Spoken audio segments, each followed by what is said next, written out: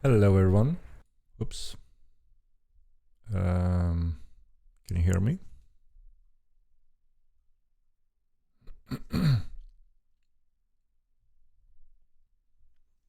Oh my god, Ulgrim, thank you very much.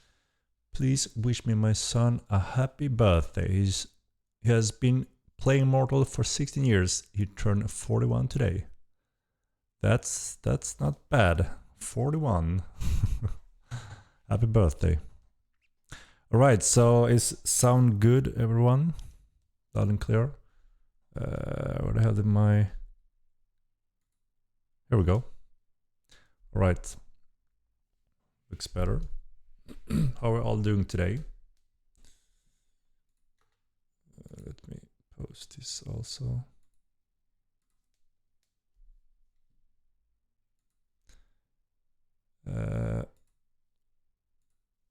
Melquibaros, thank you very much for Prime. 60 month. Appreciate it. And I see we got some when I wasn't watching as well.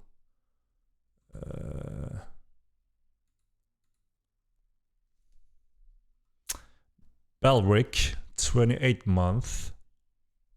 Appreciate that.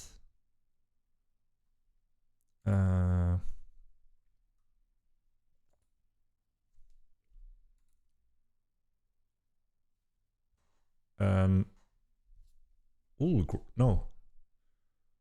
Shit, I can't see history. Kehu, also with the Prime. And Pierce, thank you very much. 28 month Pierce. Holy cow, time is flying fast. Alright, let's see. Alright, I think I can see now.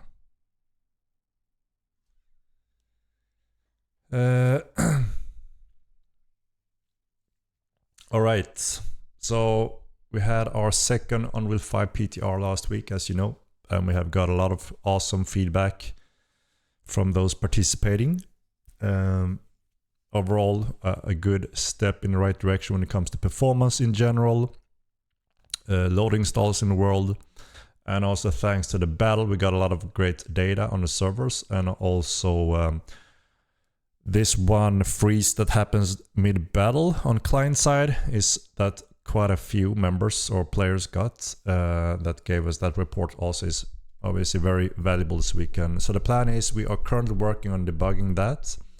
If we don't find the exact reason, we actually have a plan to have a dev build ready and do another session so we can in real time monitor all the data, which can be very helpful and will also point out the main root cause of such freezes. I can't say when FSR will be fully supported at this point yet.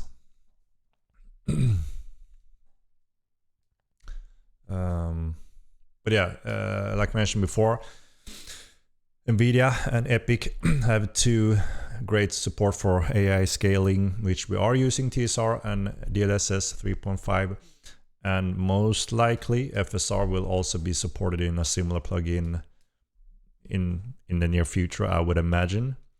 And if that is working without any major issues, we plan to support that as well. But I can't say when that will happen at this point.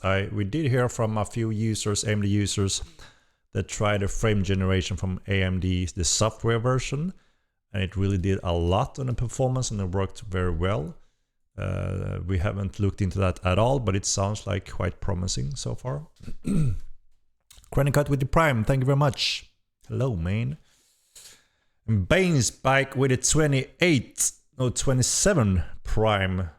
Thank you very much. Thank you very much. Almost every VLA is swapping from one-hand dagger to one-hand mace. Please leave daggers playable. So we really want feedback on the latest PTR when it comes to the daggers. I haven't gone through all the feedback and data from you guys, so maybe you have already given us a lot of feedback on the daggers. Obviously, want to make sure that there's still great use for the daggers.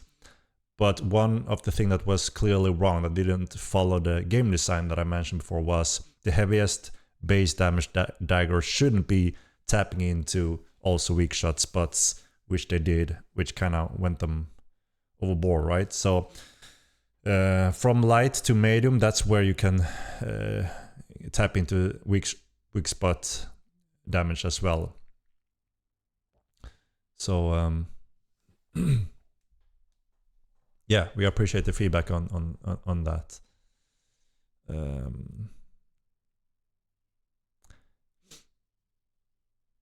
Can you please have your dev team tell us what TC hotfixes to expect at Unreal 5 patch?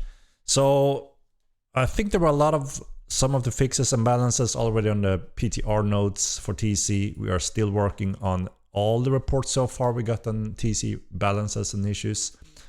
So there will be a long list of all the fixes for TC included in Unreal 5 patch. So it's a lot of polish, bug fixes, and a lot of TC adjustments based on all the feedback that comes along with the Unreal 5 patch.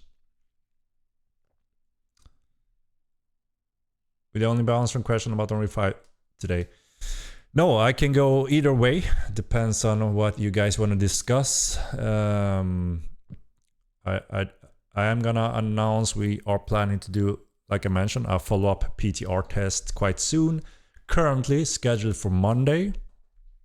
This next Monday. So as soon as we have confirmed it, the exact time, we will also post that on the website so everyone can see when the next PTR are planned for.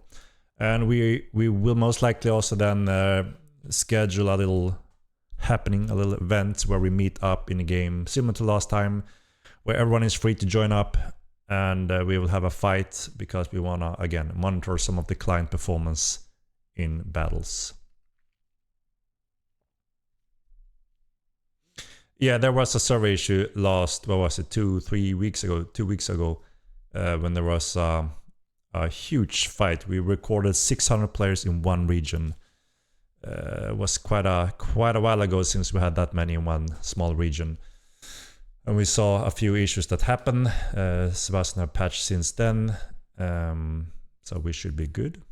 And also I want to mention again, there's one huge server-side optimization that is along with Unreal 5 on PTR that isn't on live yet. So we want to have that on board as well.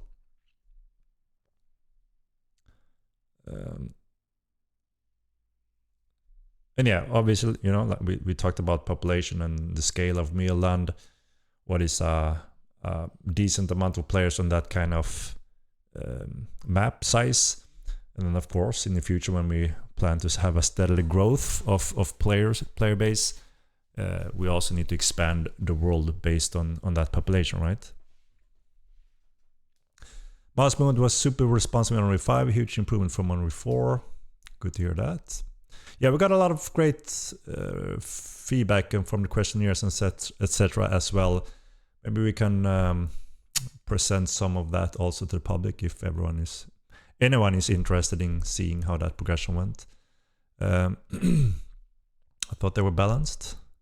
Is it like a fix make wicks but based on slash instead of stabs? Ooh.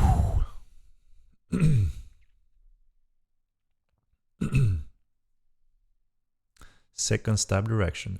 Slab is Joe with subscription. Hey, Henrik, Unreal 5 looks great, but this game needs a fair amount of combat balance, new combat mechanics, and fun things to do in game. Roadmap soon. Yeah, exactly. We're fully aware. We had a lot of discussion on this in the forums, in the community. And yeah, there's absolutely content in those areas that will be probably one of the main focus in the upcoming roadmap. I plan to, as it looks right now, to have that session in my next stream actually. So we will present the different groups where you can tap into, vote, and we can discuss, and that will help us define upcoming roadmaps of Unreal 5.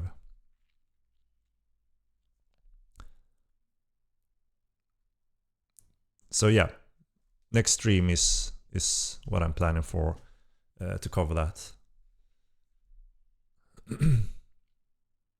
Fix TC, make model great again, better game mechanics, not bad graphics. Yeah, like we said many times, you know, Unreal 5 is not solely for the visuals, right? We know that game mechanics, functions, fun gameplay is number one, right?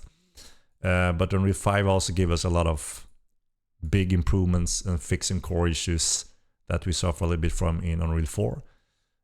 Having visual updates is a great, awesome bonus, right?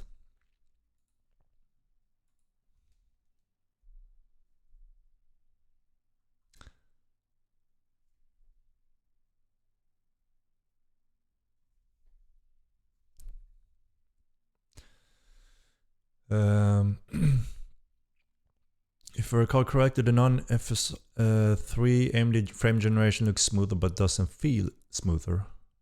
Looks smoother but doesn't feel smoother. Alright. Yeah, I can't say. I just got some reports from some people using the FSR AMD frame generation and they gain a hell of a lot of FPS. I don't know if it's correct or anything confirmed, but a few users experimented with that software and they claim they get a huge improvement in raw FPS. But yeah, I can't comment. I haven't seen it for myself.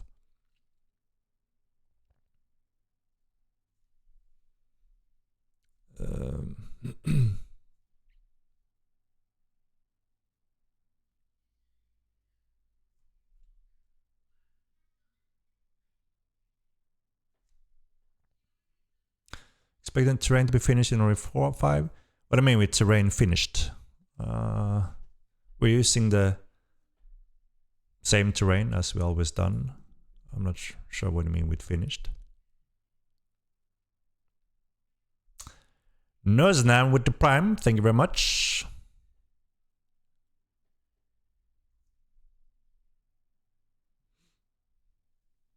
When the trailer for Unreal 5 released, that is planned for along with the actual Unreal 5 release. Hello Henrik, returning player here. Was just wondering, have there been any change to spinning during melee combat? We have not touched the spinning regarding melee combat, but we have discussed it openly a little bit what our plans are. We have a combat focused patch that we wanna put somewhere in the upcoming roadmap, in which gives some of the options that a lot of people have been waiting for. So there are more tactics than the current one that is, you know, heavily focused on parry, counters, etc., feints. So along with those functions that we are gonna present for the roadmap discussion, we do plan to sharpen or narrow down this the spin turn cap pretty much. As most agree, it's mostly when you duel someone, right? That is a thing because you don't have many more tactics. But in a war, a battle, group of battle, that's not a factor anymore, and that's when people, you know, combat is more neutral. But obviously it will be even more exciting to also have these special ability moves that can be combined and used as additional depth of tactics when it comes to both duels, obviously, but also in war combat in general for PvP and PvE. Yeah, we have got reports. We've seen a growth or increase in reports of login issues, which we are investigating. We don't know exactly currently what the reason is. We need to investigate a little bit more. It's quite strange because we haven't really touched the servers at all or done any updates that affect that for quite a long time. So it's a bit strange that login would be slowly worse over time on its own without patching or changing that type of code. So we absolutely need to investigate that.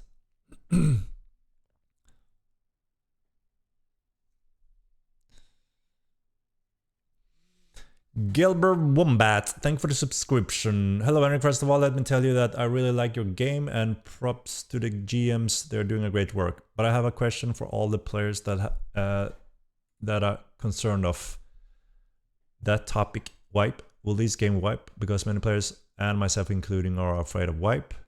With lots of love, Gilbert Wombat. Thank you very much. Thank you very much. So we said this many times, right? We don't plan to wipe.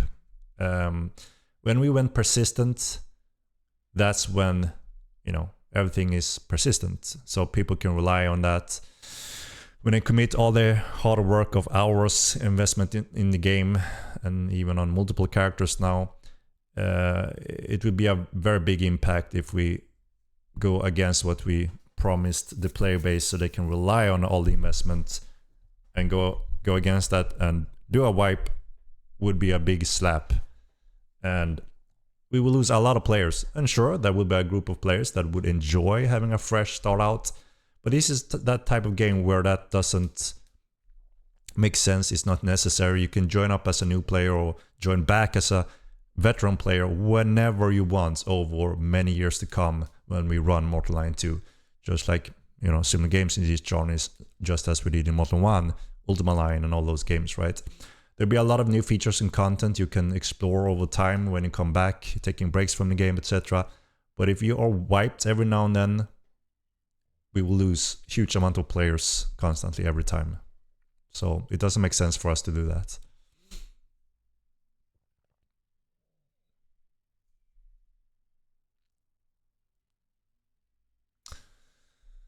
The community poll must be released soon, right, Henrik? Yes, I'm planning to do it next stream, if everything goes as planned.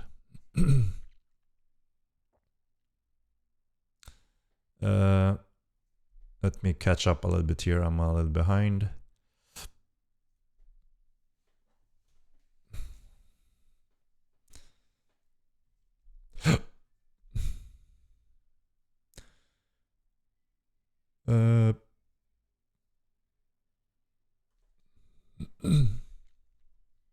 Yeah, let me jump down a little bit, so sorry for missing any questions here.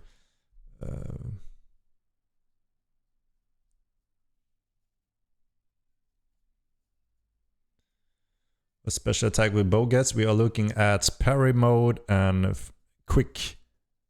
What the hell? We don't have the names for them exactly, but you'll be able to pull a few very quick pulls, and also multiple arrow shots. And there will be some of those that we're looking at currently.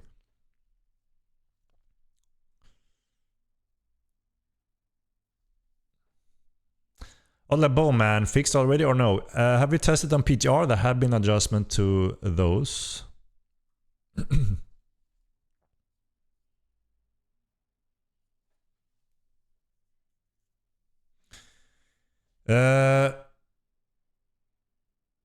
Want to make poll for future content and in-game link to a website. Only a small portion of communities here on stream. Yeah, obviously, when it comes to those discussions and topics, they're not dedicated to these streams. You're absolutely right. Obviously, we have a lot more players going through our website, and you know, all the players that play our game, only a fraction of those players actually are active on our forums, Discord, or streams, etc. They just simply play the game casually and don't really dig into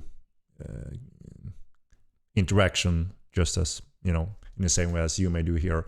So of course we will make sure that we reach out to as many as possible. You sound sick. I got a small cold a few days ago. My throat have been a little bit sore, but nothing difficult, so I'm pretty good. Such a shame we can't get 2 character slots because Star Wars needs game pop to look higher with GF and alts. Yeah, so obviously one big topic or one common question is the Diva system, right? Which is our design when it comes to having a additional character slots. But as I also commented many times, we can't just push it in. There are several areas and systems that are integrated with one character only system, so we need to go through quite a few things to make that kind of thing possible.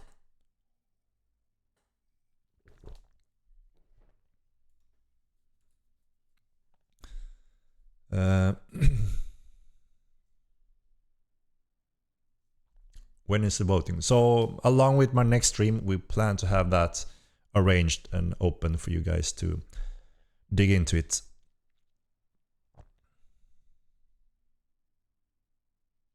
You should talk to big alliance leaders to test the PTR performance again. We'll make a public announcement, so anyone from guild leaders, guilds, and solo and small groups can participate if they want to. The thing is, we don't need too many players to debug what we're looking for, but obviously it's never bad to have additional stress, right?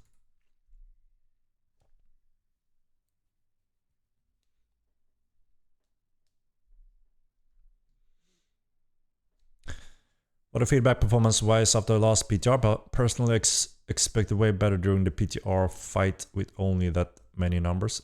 So yeah, the freeze is something we need to solve, right? That shouldn't be there. And we will go through we may present some of those things, but we are going through all the feedback. We'll put them in nice graphs so we can have a great overview on all the reports. I haven't fully gone through it yet, so I can't say any details. But in general, the majority obviously have noticed the performance that we put into the latest PTR compared to the one before. And we're still working on doing more in that area.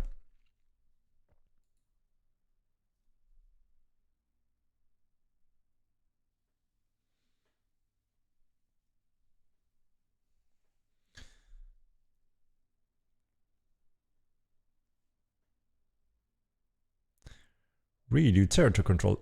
So all the reports, or majority of the reports, have shown balance issues and situation where you can prevent any siege, pretty much, right? Obviously, those needs to be changed, and since we got those reports and we can see that that is actually correct, that's when we can balance it, right? So it works.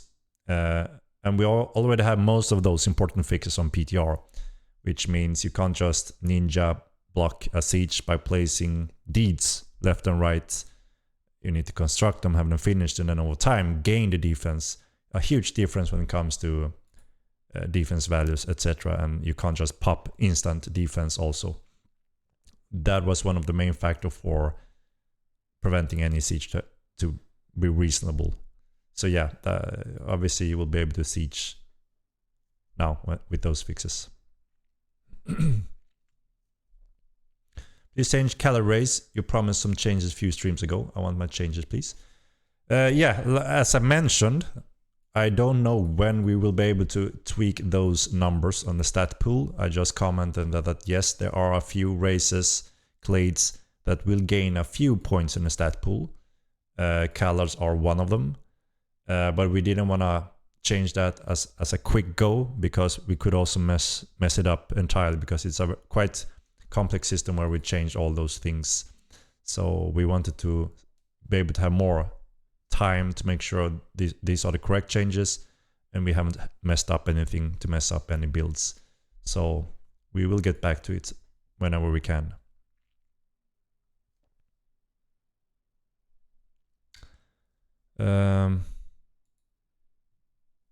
Yeah, the term promise, right? It's easy to throw that around left and right.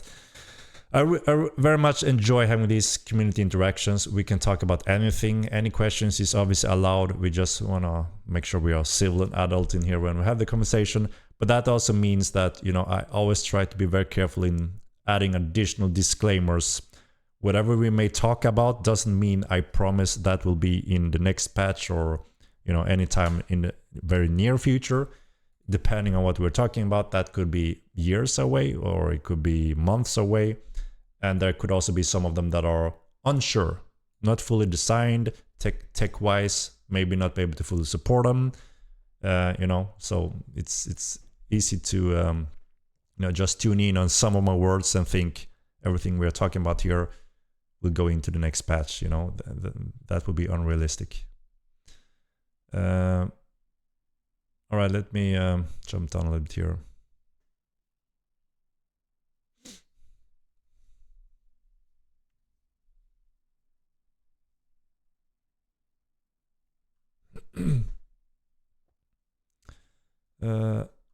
Okay, sorry, I'm missing a lot of questions here. I was way behind.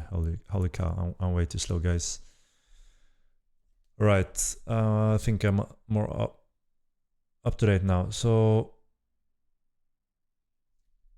What is bucking the change? The change is I asked Sebastian, can we make this quick change on the clades? He said, yeah, let me take a look. And then he said after 5 minutes, no, it's a jungle.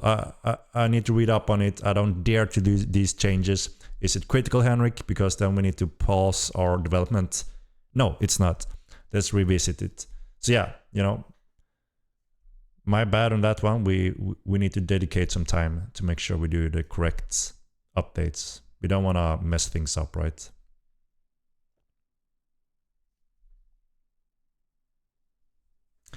No, so we also explain a little bit why we are standing still and why people are taking a break, get a little bit tired of no progression, right?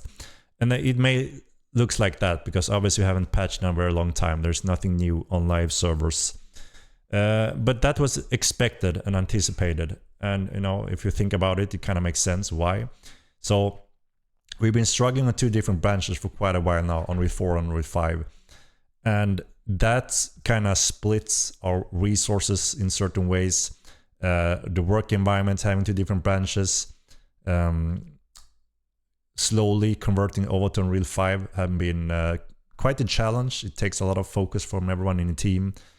Now when we're finally getting very close to finally commit to Unreal 5 fully, we only have one branch and one pipeline, and we can update much more regularly without having to address all of the entire jungle of working pipeline with two different branches, two different engines, and how we handle updates in both. So absolutely, when we have the core in place, we have finally Unreal 5 in place. That's the only thing the entire team is working on. And with Unreal 5 comes a lot of polish and bug fixing, TC fixes that have been reported. And after that, that's when we finally can go back to adding content and features. There are content safe stuff that we can add in the game that rely on already old codes. And of course, we're also slowly getting closer to add new features that you also will be able to help us prioritize order off. Now we're getting, the core in place.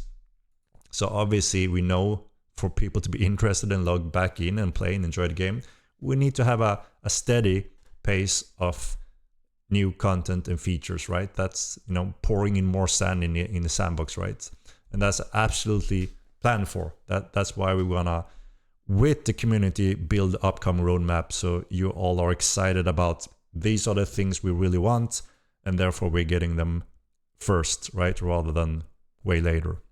But we have enough of features and content for many years to build on this game and expand on this game. Just like we did in Mortal 1, over 10 years of development and patching and expanding. So there's always something exciting to come back to and enjoy. The Unreal 5 and PTR was amazing. Any news on adrenaline system or special attacks with weapons? No, I don't have any other news other than that plans are my next stream. I will present those different features for you guys. You will have information about them, so you will know a little bit more in detail, I would say, then. And that will also help you to decide which features do we want to have first in upcoming roadmaps.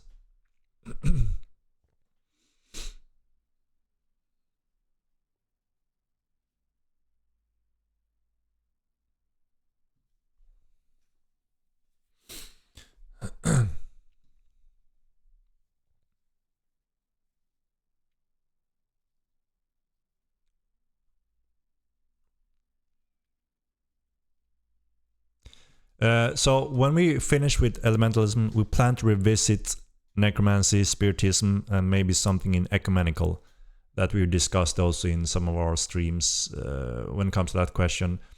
And one of the things that we think makes sense is to have auto-controlled summon walkers rather than having to do it in 2 steps. We agree with that.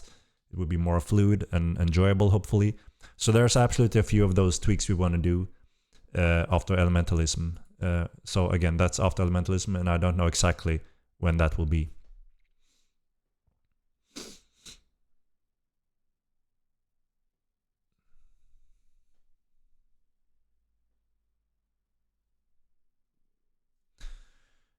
A demand that everything you say always be available in the preceding patch. Indeed. When can we ride panthers, and when do we get pet armors? Good question. So some of these things are available for you to pick in the upcoming roadmaps. If we see there's a high demand for additional amount of content when it comes to riding animals, we can make sure we have a patch focus on that. But there's so many different areas, right? And we want to pick the right things. We want to make sure that the majority is excited for the upcoming roadmap patches, rather than pinpoint and something more narrow that fits over time, but not maybe this close to the epic release, if that makes sense.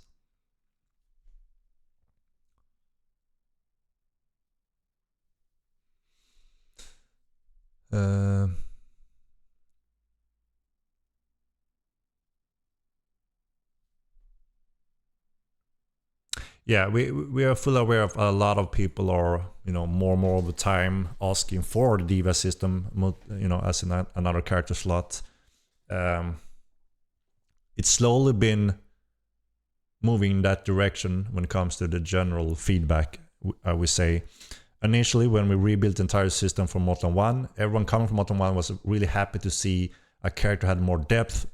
You didn't have to sacrifice a crafter for being a fighter, vice versa, and we wanted to really tie the trading, the reputation, and everything, and more depth in one character.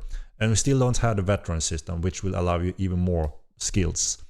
But naturally over time, when people have run through a lot of the content, we're standing still a long time and they want to try out more builds, etc. We have absolutely noticed that people have got additional characters for that reason, right? So obviously we understand and see the desire for having additional character slots on a account, but it requires quite effort from us to rebuild the system, the character system, make sure they are linked correctly. We want to have shared reputation, because that's also what we had in mind for Diva system. So there's quite a few things we need to iron out and rebuild. That's why we can't just quickly throw it in there without going through these first steps. Subready, that depends on the players, right? What do you want to play? What do you want to do in Mortal 9? Are you waiting for any feature that we don't have? Then it may not be sub-ready for you, right? But that's the thing. We have postponed the subscription because we agree that we haven't had some of the core stability and system in place that we would like to have before we start subscription. At the same time, we struggle with having resources, being a small indie company, probably one of the smallest team in the world to make a advanced game like this, a sandbox MMO.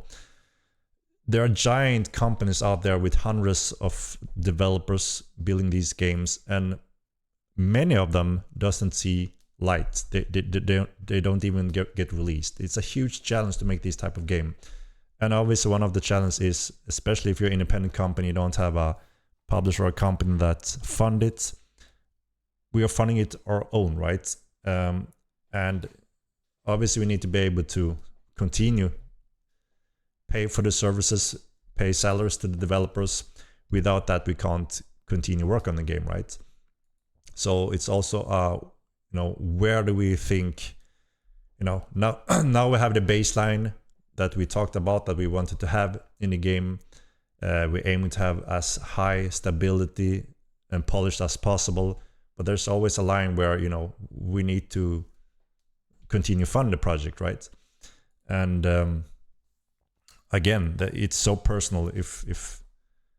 If people are waiting for ships, for instance, then obviously we don't have ships now, and that will take a while until we have those features in the game. Same goes for any feature in the game, I would say.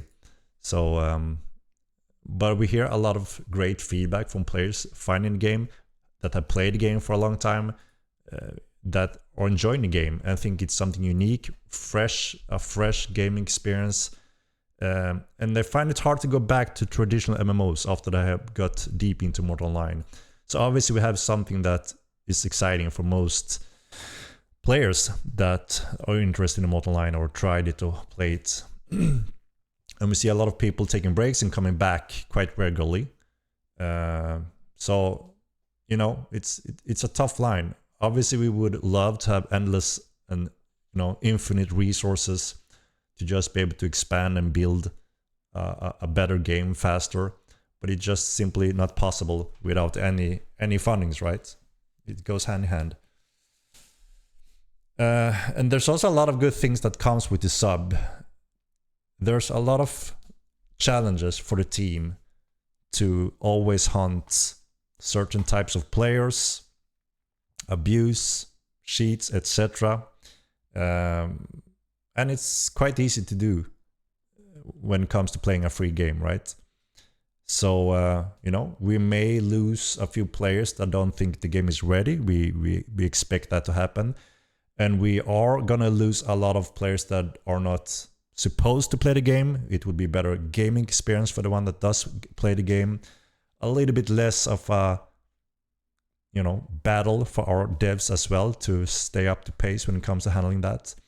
And, you know, hopes are that we are getting additional resources so we can expand a team slowly but steady to build the game even better and faster. So, yeah, and that's also why, you know, having the core in place and then just focus on very exciting content for the upcoming roadmap. That's where we want your help to make sure these are the features most players want. Let's make it happen. When are we really releasing yearly subscription? It looks like we're gonna add those along with the release. So we're looking at 1 month, 1, 3, 6, 12 month. I think that is our final setup we're looking at. So there will be options if you want to tap in quickly in a 1 month go. You can obviously cancel at any time, or if you want to commit to larger 3, 6, 12 with nice discount on those commitments. We want polish and quality of life. Yes, and that is one of the main focus with Unreal 5. We're not really crunching in new features. We're just crunching on TC fixes and polish as much as we can. And one big part of that is obviously also optimization and performance. Unreal 5 is a next generation engine. I'm sure you've seen all about the buzz around it. Nice lumens and all of that.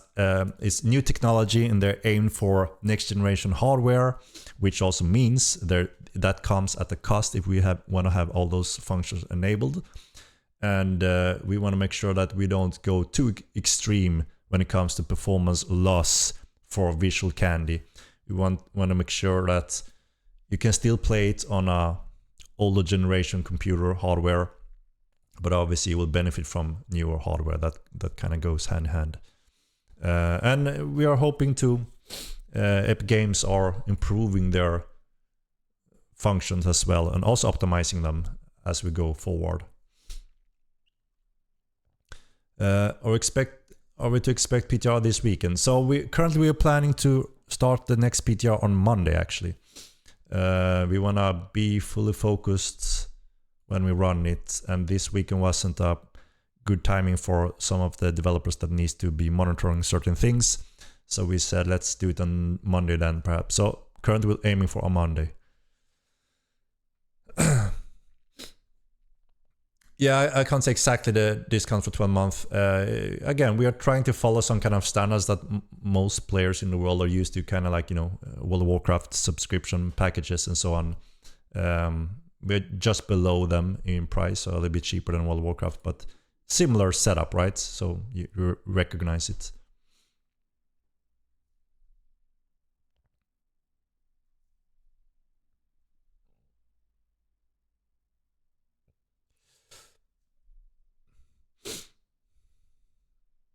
PTR was good, can't wait for launch. We're getting closer and closer. We will have the 3-month package with Cape on Steam. No, this is a one-time offer right now. So for anyone that have been following us that are, you know about the game, we haven't again done any marketing, so it's not that we're getting thousands of new players daily that finds it for first time. It's more or less you know, our long-time followers, right, that have been following us for quite a while now, and we made this pack, you know, in mind for that player base, you guys. We have been getting asked for that kind of package. So we thought, why not? Let's make it happen. So we offered you the 3-month heavy discounted pack, and we throw in that cool cape, as many have suggested as well, as a little bonus. And yeah, it's awesome to see that a lot of you guys picked it up, and that obviously will help us with the transition as well and resources. So Nanites is a quite early version, I would say, from Epic Games. They have done quite a lot of work on Nanites, but it goes very heavily back and forth in stability, performance, and new setups. So it's so early that we can't really use it, and we're not alone when it comes to this.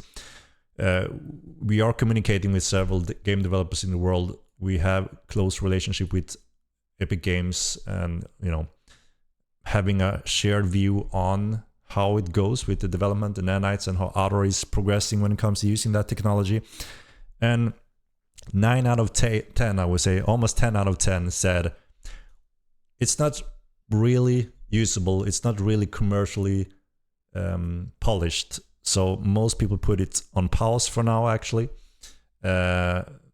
We can run it, but you maybe saw the performance drop just by enabling it, and that was a too heavy hit. I mean, if people already on older hardware, enabling Lumens take a small hit, enabling Nanites take a big hit, and it just stacks up, right? And we have to evaluate why and how do we want to use Nanites. What's the benefit for it, right?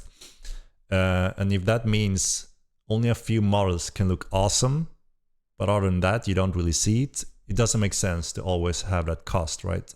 So that's why we also, like many other development teams, decided to put Nanites on hold for now and revisit whenever Epic makes updates on the Nanites. If they manage to improve it so much that we see real benefits in performance, that's obviously when we're very interested in enabling it again, right? We want the performance, not only the visual updates when it comes to that.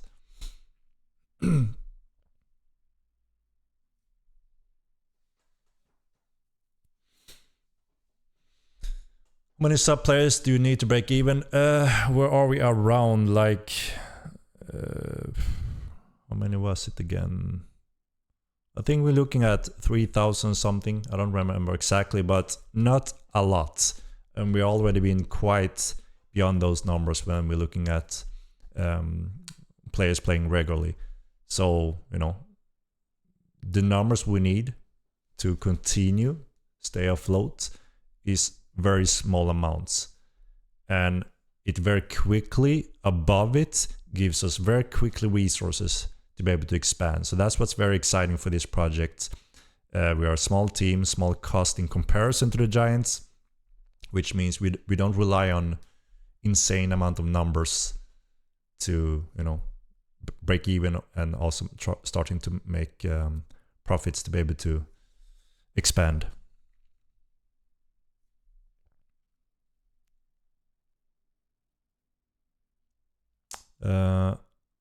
Let's see. I thought about expanding the amount of active tasks you can have. So we've been very eager to hear feedback on this last PTR when people have tried the task system, and we were very happy to see that everyone that tried it out really enjoyed it. So obviously that is a very good feature for both new players and old players, because it's interesting, it's fun, and we want to add as much interesting rewards as possible also over time. And we want to expand on the task system, so that will be a way to do interesting things in a game while you also expand and make profits in different ways. Everything from combat to PvE to PvP to non-combat, right?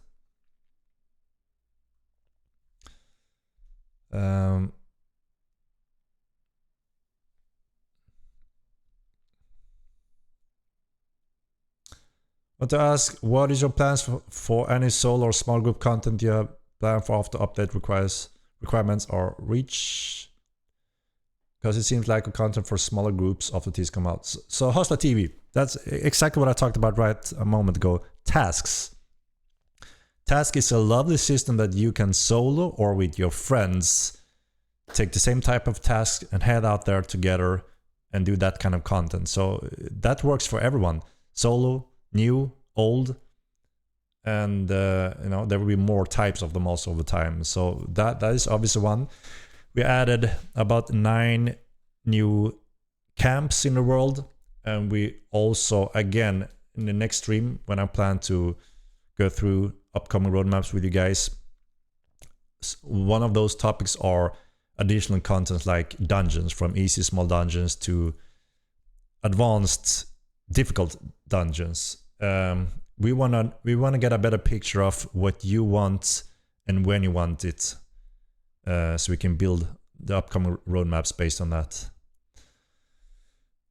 We are gonna look into a possible race change token or method where how it makes sense, how we can make that transition with certain rules. So it's not something you re-roll on a go every game session, right? It needs to be a specific commitment to do a race change. But we can see the need for it, and we also kind of added that in our pipeline and early design, because in terms of also lore-wise, so that we want that to be possible and also explainable in a way for those that cares. But it should be a very specific setup. You can't just roll, change, raise a name and reputation as you go, because that's a huge part of the game, right?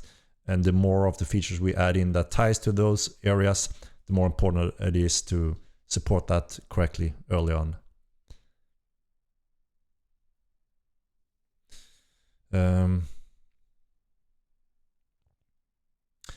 Honestly, the lumens alone made a big difference. You guys did an amazing job. I had better performance and game looks way better. Awesome to hear. Yeah, lumens obviously have a awesome strength. Specifically, time of day, it just looks so realistic and nice.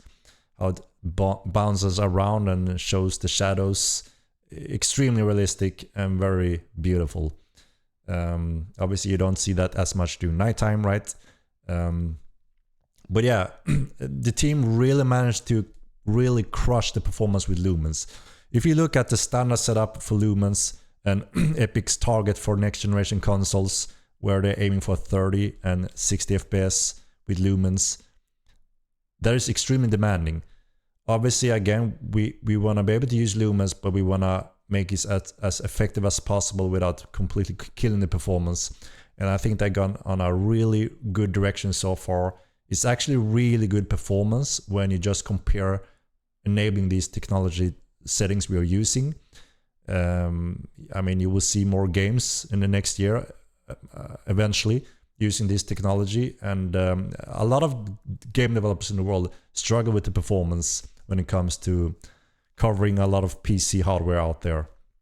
It's brand new tech that are just pushing the boundaries, right? But absolutely, it's here to stay for many years to come and be refined, right?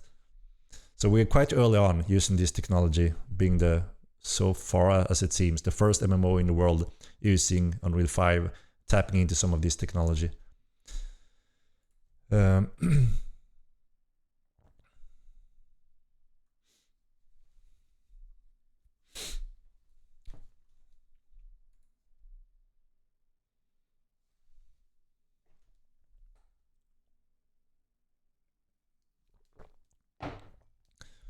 Right, third person when? We don't plan to support third person view, and for many good reasons.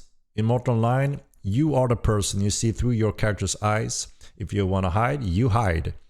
What you see is what you see and what you get. So if you want to peek in front of a corner, you do that by moving your head, right? In third person view, you stand behind the wall and you rotate the camera to look around the wall, which is cheating. Kinda, right? So, and there's a lot of scare tactics, first-person skills. There's so much that we try to focus on and polish for first person only, and all of that goes out the window if we add a third toggle, because everyone are forced to use third person view then, because why not? It's, you know, you have advantages, cheating advantages with third person, right? So that's why we really don't want to go there. It's also something that makes the game unique, and a lot of people really appreciate and enjoy it. Bruce Lee Rob in the house with the supporter pack. Let's go. We appreciate it. So the supporter pack makes a big difference from us. I want to make that clear. And we really appreciate and thank you all for considering getting that package already now, before, you know, even before you need to have those subscription enabled. It really helps us with resources. And like I said, it doesn't require a lot for us to get a lot of resources. And we have over so many years done the so-called impossible with almost nothing. Imagine us getting something to really work with, right? I mean, it's such a big difference for us in the team. And we really hope that we'll be able to show you guys what we can do also in a more increased resources team. We never had that luxury as many other major companies in the world. And obviously the dream is to get there, you know. About 3. Poop poop poo. Thank you very much. We appreciate it. When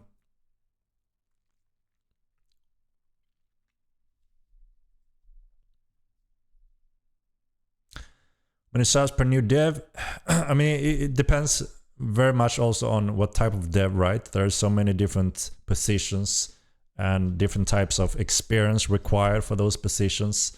Everything from art to coding, right? So it varies quite a bit depending on what we're looking for and what position. And, you know, looking at different countries in the world, some countries are really, you know, having very good salaries in many of those positions, while some countries have a little bit less. And obviously there's a competition when it comes to really good senior developers, which means if you have less resources to try to pull them with, then obviously that's going to be a challenge, especially if our neighbors are Ubisoft, Massive, King. There are a lot of good developers companies in Sweden, but pretty much most of them are owned by the giants, right? You know, Ubisoft and those. So yeah, it's not easy to compete with those giants, right? We need to find developers that are extremely good at what they're doing, because we don't have also the resources to fully handhold them. And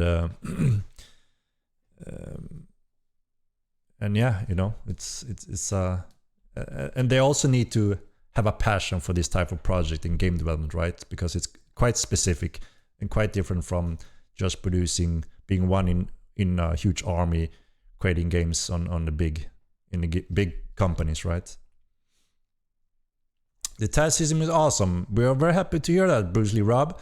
So far we got a lot of DMs and messages and feedback that people are really enjoying the task system. So that's a really good system. And what's really good with it, it's work for everyone, right? New players that come from Haven, they're so lost and they all ask, what do I do now? And they just head out in the forest with no goal, no nothing, no direction. Eventually they die and they take a break from the game. And that's when many of them never comes back, because there's no goal, no direction, nothing that pulls them back, right? And that's sorry, where the task system absolutely helps. They won't be able to fail to get going with picking up any of the task systems. Task was a good thing for MO2. Indeed, Acer TV, indeed. I'm so excited to get capes for tasks. Yeah, there's some really cool capes absolutely coming along with those rewards. Whoa. Borderlands 2 is one of the best games and tightest community I've joined. Love this game, top 5 of all time. Wish I lived in the UK. We'll be back for Unreal 5 and will sub to support for sure. Uncle Zid 25. Thank you very much. Appreciate it. We appreciate it. And yeah, you know, this is a game that there's quite a few that either loves it or hates it, or does both in period of time, right? And we really worked hard in trying to make it a bit easier and understandable for new players also to get aboard, right? Because there's so many players out there, a lot of players from Valheim, Rust, Tarkov, and all those that would enjoy Mortal very much, but they don't get to enjoy it. They don't get the chance. They don't know it exists because we haven't marketing the game at all, or they pick the wrong city. They don't know what to do next, and they fall off. So it's absolutely something we are improving and fixing along with Unreal 5 release to make sure we get new players aboard. And obviously the goal is to keep as many as possible over time and have a steady growth, right? When will we begin to market the game? Whether that be reaching out to streamers or running YouTube ads, I feel it could really help the game, as right now the play count is very low. Yeah, exactly. So as mentioned before, it was expected that the population would slow down when we haven't patched for a long time, nothing exciting going on, everyone is waiting for Unreal 5. It makes sense that population goes down, right? That always happens if there's nothing going on. And we don't want our marketing.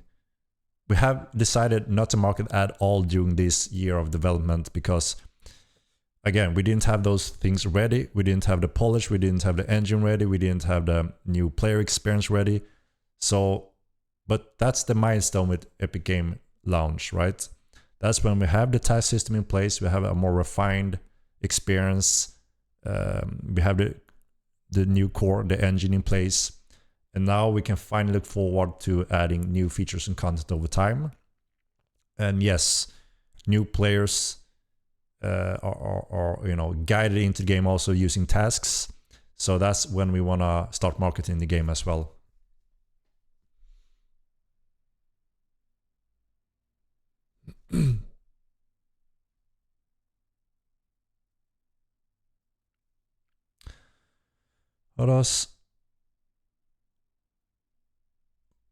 What 432 use a year support a team of 50 devs that you claim are working for SV? What? We don't have 50 devs. I never claimed that. I'm not sure where you get that. And what is that amount of money you claim? I don't follow Bobby. Sorry. Only did task, and I must say it felt rewarding and exciting. Nameless, awesome to hear.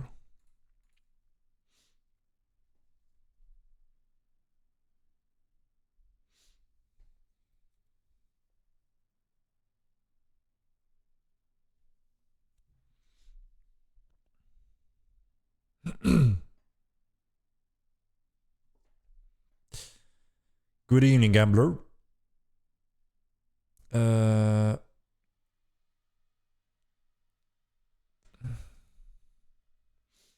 Right, I'm falling behind again, guys. I'm gonna jump down a little bit, so sorry for missing your questions here. I'm slow. All right, I'm catching up here now. With new task that give rep, will the reputation system get an overhaul so you can work for different factions to gain access to special vendors, etc.? Yes, this is the core for that as well, right? So at the same time, we're adding the tasks right now for the different nations, which will also over time give you additional bonuses, access in areas, and exactly special vendors. They won't even talk to you depending on your standings. Discounts, there could be many things, right? We're taking the opportunity to update the reputation standing spectrum. So it will be much wider how you can progress down and up on this the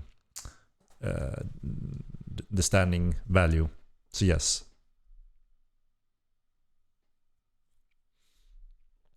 It says 50 devs on LinkedIn. All right, that seems to be old numbers. Yeah, that could probably be updated. I haven't used LinkedIn for, I don't know, a very long time. Yeah. Again, I don't remember exactly how many we are, but it's more around the 30 something developers in total in the various positions. So around 30 something developers is a very small team to make these types of game.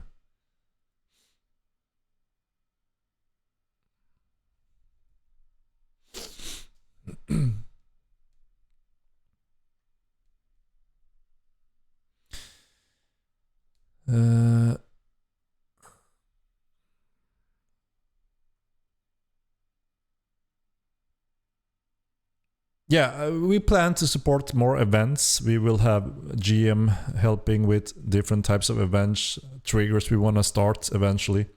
We have a lot of those things we know that we want to run more regularly, especially when subs are running. So there's always more stuff and things happening in the world for everyone to enjoy jumping in every now and then. We have been on the low key there, preparing some of it, but also we know that obviously the milestone reached and subscription started. We want to make sure we focus on a lot of easy, fun content for everyone to enjoy, right? So it feels like you can jump in and do various different areas and tasks, or whatever that may be, and just enjoy the game in various ways. And that's one of the long-term goals with Mortal 9, right? To have a bunch of sand, a bunch of tools from combat to non-combat, so everyone can just jump in and enjoy whatever stuff at whenever, right? So it's not the same thing like, okay, it's time to raid a dungeon. The World of Warcraft group, 9 o'clock every day, we raid a dungeon, and then we wait for new raids and dungeons to be done, right? We want a lot more different types of gaming experience for everyone to enjoy. And that's something that makes the game really awesome as well. You know, you may be, okay, I'm so tired of fighting now, I need a break from that or whatever, and now I want to just sit down and play some Texas Hold'em, and I want to make some money doing that because I'm a hell of a poker player. You know, so those are the things that I really are missing in MMOs today, and I really hope that we will, you know, be able to have a lot of different areas for a lot of different types of players to enjoy the game. So even though you hate full PvP, full loot MMOs, you should be able to jump in and enjoy Mortal 9 for many other reasons, right? That's the goal, at least. Steam Deck support on UE5 release. We actually tried it on Steam Deck, and it actually surprisingly worked pretty well. Amazing piece of hardware they made at Steam. When is sub starting? So 28th of November is the plan to release Unreal 5 and start the free month for everyone. So everyone that bought the game already have a free month at the minimum. And then there have been some different packages. We have the support pack on the website that adds on top of that additional game time. So whenever that game time runs out for everyone, you need to activate a subscription again to continue playing. We are looking to support regional based subs, yes. I bought the 3-month pack already as well, and will sub 12 months at a time like I do with other software like exit lag and non-game related stuff like VPN software and anything else that is necessary. Yeah, I mean, it makes sense if you know what you are getting. If you enjoy what you're getting, it makes sense to make that kind of commitment if it's a possibility, because yeah, you do save some money, right?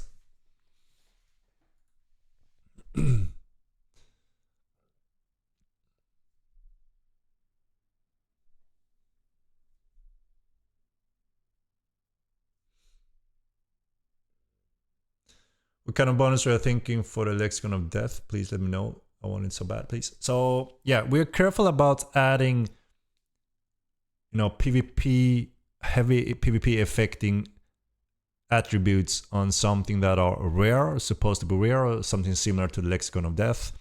So we want to find us bonus that doesn't really compete when it comes to PvP, but still give you an interesting effect or bonus, right?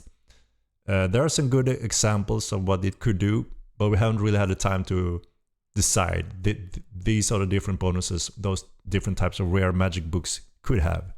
But it makes sense that they have something interesting, right? Without fully, you know, it shouldn't be like, now I do X amount of more damage, so that means everyone needs it to have the same damage range, right? So it wouldn't be something like that.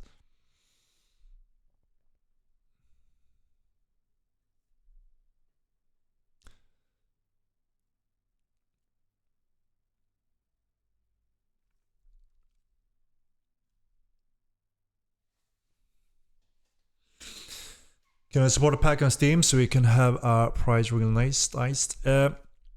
Currently, it doesn't look like we're going to be able to do regional based on this current pack. It was a thing we couldn't spend too much time on. We added it, you know, a good discount for those that want to jump on it already, and we throwed in that cape. We are, however, looking to expand our payment options on the website so everyone can pick it up if they want to.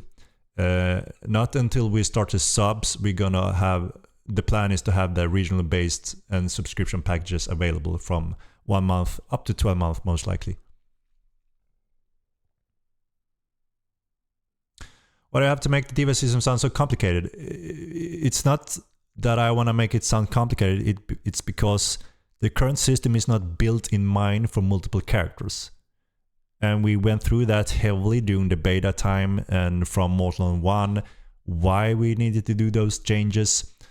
And since the system is not built in mind to support more characters, it becomes complicated because then we need to redo a lot of those things. Does that make sense? And the Diva system was designed even before Mortal 2, where we wanted them to share some stuff so you didn't have to retrain stuff, but you also shared reputation and stuff. And a lot of people found that interesting, to give you more access quickly on 2 characters, but also share some of the reputation and stuff that have been, you know, transferred between the players. And we want to do it correct if that's the road we want to decide to do, so it's not just something half there, you know. So it needs at least proper time to be defined and thought through before we could implement it.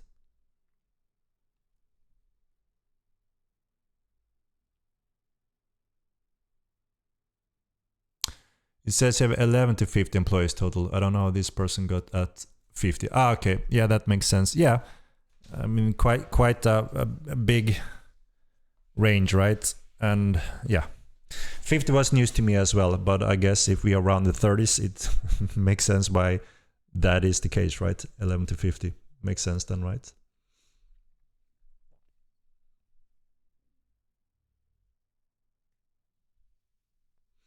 I don't know if it's gonna sound, to be honest. Everyone that enjoy this unique sandbox MMO because there's nothing like it and there won't be anything like it anytime soon.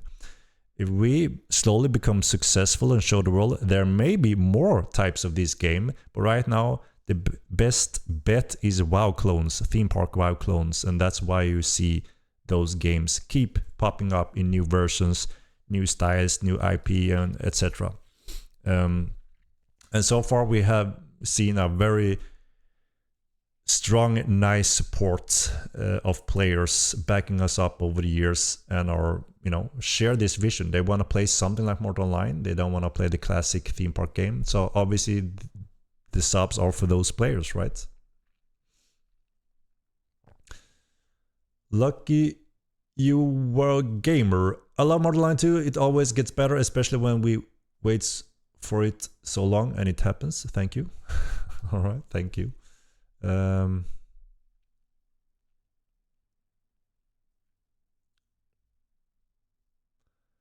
our towers is getting nerfed, as promised. Soon people will say, when you're giving that sort of tiers, as promised. Good question. Good question. We have discussed the tower shield problems imbalance. Similar thing as we have discussed weak spot dagger imbalance. And we identify the issue with the daggers and have it fixed already on PTR. We're looking forward to feedback there. The towers, we're still investigating and looking into what is the suitable adjustment, right? We won't have it until that is finished, pretty much. So, party people, hope you all are well. Barber and tattoo profession would go a long way. I agree. It's cool professions. Obviously, we want a lot of those as well over time. And I'm way behind again here again. I'm gonna jump down a little bit here again, and Haven will be free. So sometime after our Epic release, we plan to make Haven free to play. We're gonna rework Haven a little bit, make sure it's a good adventure for a very long time, and then eventually, if you like what you're getting a taste of, you should commit to entering Milan, right? So it comes with a few components we need to add to Haven before it becomes free to play. Currently, the race is somewhat well balanced, with the exception of Thursars, which currently have no role identities that they are best at. Needs rework. We do have a lot of feedback on this, yes, and it absolutely points that the Thursar are a little underperforming in a lot of areas in the game world, and we have a few things we're looking at that we may want to adjust a little bit, buff a little bit, and it could change that. So we will see. We don't want to rush it and overdo it, or we want to do some small, carefully steps in the right direction. Are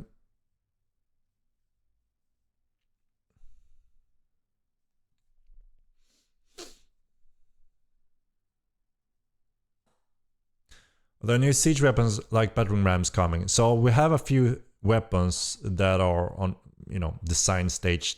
We didn't produce them because we start with the catapults, the manganon, but we do have a ram, battering ram, and a trebuchet like weapon as well, similar to that we had in the first game. We also want to add burning oils that you can throw at enemies near gates and walls, and we have the fire arrows that kind of taps into some of those as well. So yeah, there's quite a few things that we have to pick when it's suitable to add them into upcoming patches.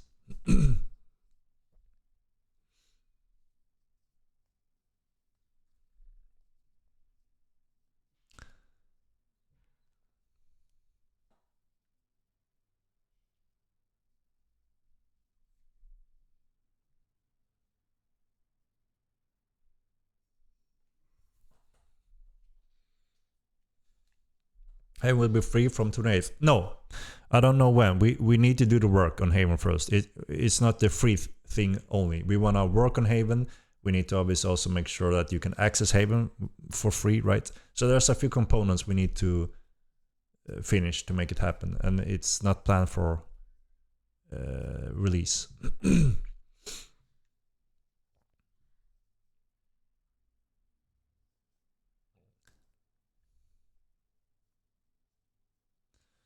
5% mana reduction on necro spells. Yeah. Could be something like that, suitable.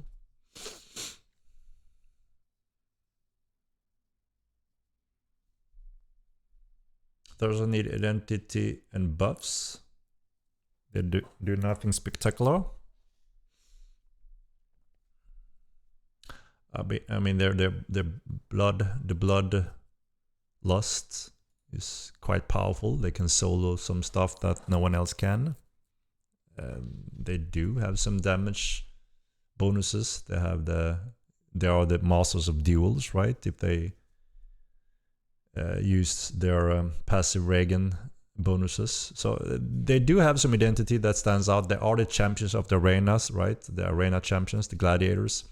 But yeah, overall out in the world and on the playfield, we do see that it's down there, right? So there are absolutely some nice bonuses we want to adjust to try to push it up a little bit more for those that want to play Thursar. Yes, we are working on adding patrols, guards, watchtowers surrounding new player cities where the new players are playing.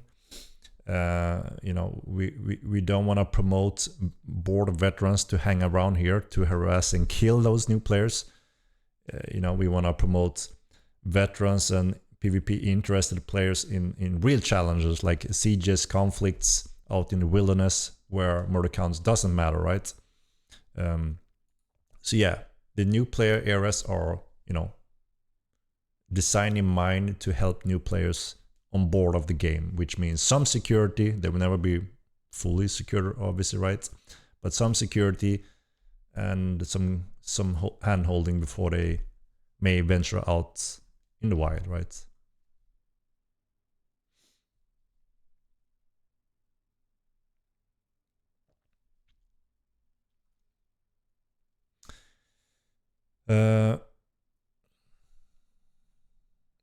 Poster check. Oh, thank you. Yeah, I'm falling around.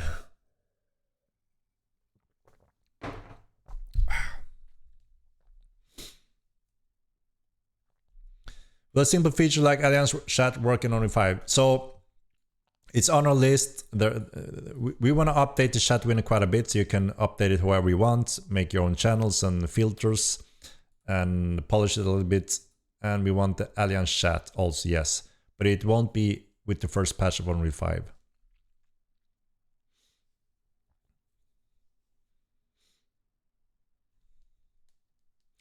Yeah, we do want to add a few really nice new dungeons from easy to difficult. The question is in what order of things, right? So the plan is my next stream, we're gonna show you guys quite a few different groups where you can vote on things. We will describe them, we will discuss them. And based on the interest from the player base, we will build the upcoming roadmaps based on this feedback. And there's everything on this list, or a lot, I would say, from dungeons to thievery to ships to relic wars, combat updates, veteran system. There's a lot on this list, right? So obviously those will be distributed in a few roadmaps, I would say. We will start with a batch where we first select these are important things to have in the near future of the game. And then as we go, we'll add more and more of these cool different features that just makes the game even more exciting, unique. But it also may be some content that are not for everyone and a wide audience, but eventually, you know, it will be so cool and exciting for those that think that is most awesome ever that, you know, it's still worth adding those components in different areas of the game. But initially, we want the baseline first and a wide audience to have interest in various things, right?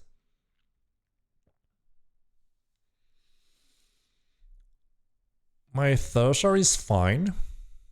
I mean, they're not bad. They have some strength, absolutely. But just looking at the overall Clade feedback, a lot of people agree that they should get a little nudge. And we kind of agree with that.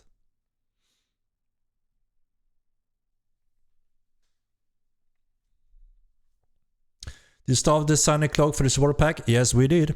It was Adria, our creative art director. Adria. We wanted to try, we got the idea to try the Koga, right? How can we make a cool cape of that? And he made a draft, he put it on his shoulder, and it just looked awesome. I really love it. Really love it. Probably the most awesome cape I ever seen in a game. How about you guys? How about you?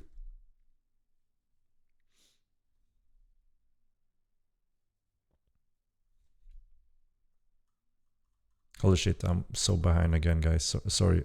I don't know how.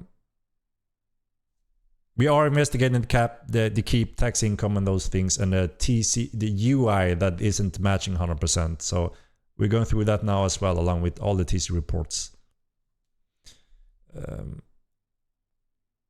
No, we don't have time to add the new supporter pack on Steam. So if you want it, it's going to be on our website.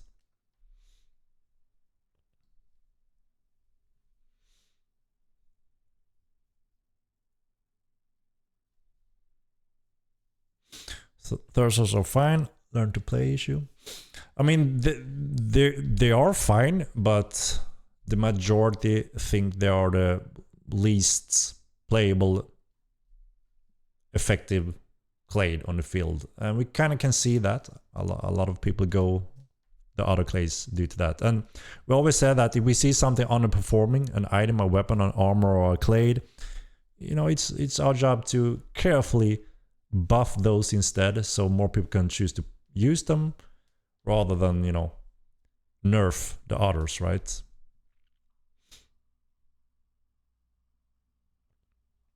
But I can't say exactly when that nudge will be. I want to make that clear. It depends on upcoming roadmaps, right? How they are looking, and you will help us define them. So yeah, that's going to be interesting to go through.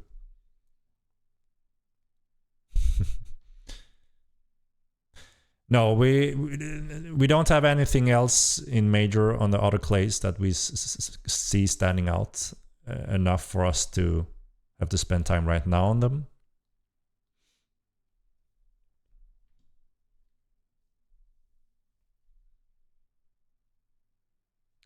One house per player, one ship per player. I'm not sure about ships yet when it comes to those rules. We have to see. Because it's also the debate of, should you be able to easily disassemble your ship? You know, if you play the Ultima Line, you could empty it and put it in your pocket as a little small deed, and then you can walk around and then place it again. Obviously very efficient and convenient, right? But some of those old rules may not apply as well in Mortal Line. So we need to decide, first of all, should it be a persistent ship out in the world at all times? That kind of makes sense. Then it's a similar cost as a house in the world, right? Which means there needs to be some kind of limitations on them. So one person can't just add 100 ships in a lake. You know, it has quite an impact.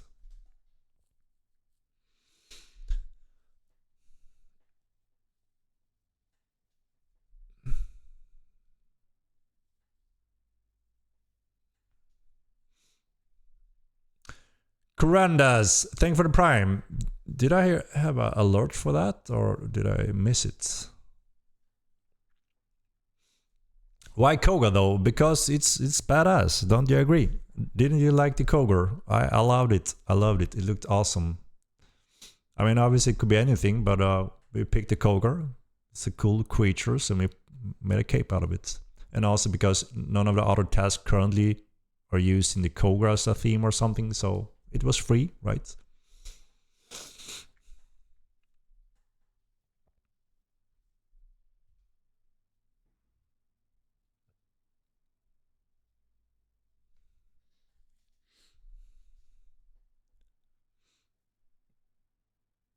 Russians cannot buy. There are a few regions that can't buy the supporter pack. We are aware of this, and we are currently working on that. The plan is to have an option for it before the pack closes.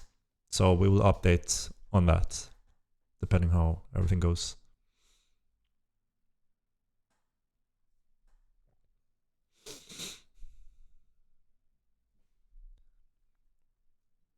Those are not fine, Henrik. These people just randomly saying and probably don't even play steel team fights, because if you play one now, you know how fine those are.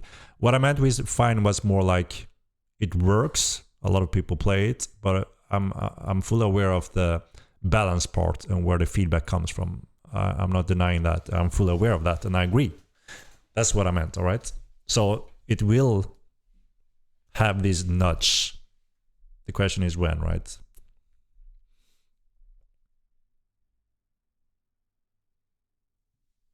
Because yeah, I mean, I think that, I mean, we've never been in such a good position when it comes to clade balance and see the amount of different clays being played in the game and different styles and builds people come up with, and that's awesome to see, because in Mortal 1 that was the opposite. You had like 5 builds, 3 clades, 2 clades.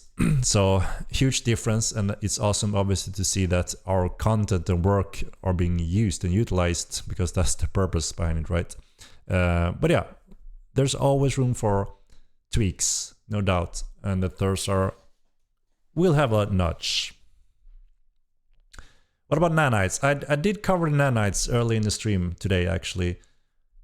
What the deal is about nanites. So maybe that will be highlighted in a recap, so I don't repeat it again. It's quite a topic, and I gave a somewhat short version on why. What comes next after Unreal 5? The upcoming roadmaps, and those roadmaps will be defined with your help, so it's gonna be exciting. The plan is to me in the next stream to announce those options, and then we will slowly build the upcoming roadmaps with your inputs, feedback, and votes, pretty much. Shipyard TC with storage. That's a good one. That's a good one.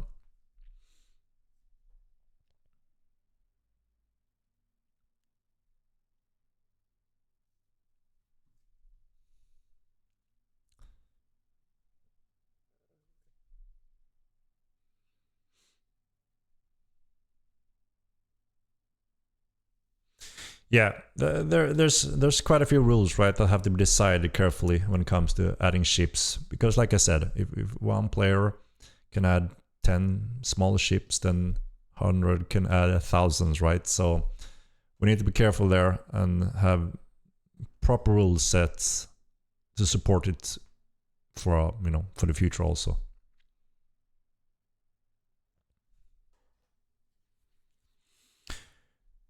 Nilis.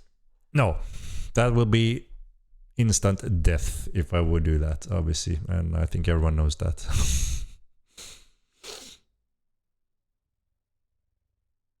Just for records, no coers were harmed in the making of those capes? Indeed, correct. I like to read MO forums. We try to read the forums and Discord every now and then to, you know, tap into the different topics, general feedback, constructive feedback, etc. We appreciate that always. So yeah, we try to whenever we have time,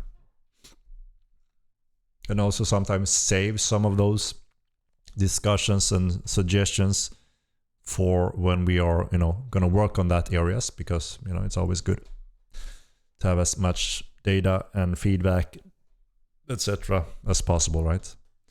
No persistent ship. They are limited by the fact that they can only be used on water. The people carry a ship deed that can drop on death. Seems fair enough that way. So, you mean the good old Ultima Line rules? Am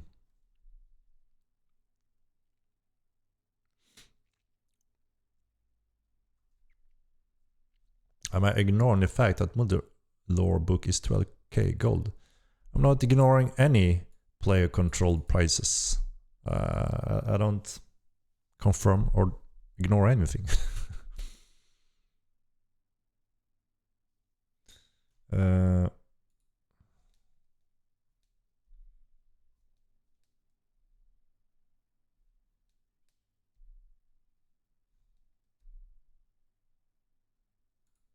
One moment.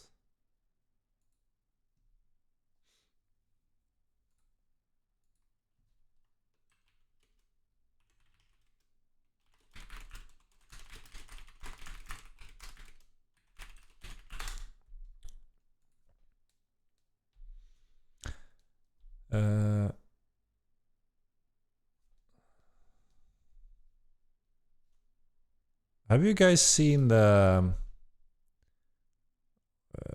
bounty hunter cape? Was it on the task NPC, guys? If not, maybe I can show a little sneak peek of it. Got a little picture. It was not. Do you want to take a little sneak peek? We're talking about Jon Snow theme. Jon Snow. You know Jon Snow? You know who I'm talking about? Could probably give a little sneak peek of Jon Snow theme inspired cape. Shall we?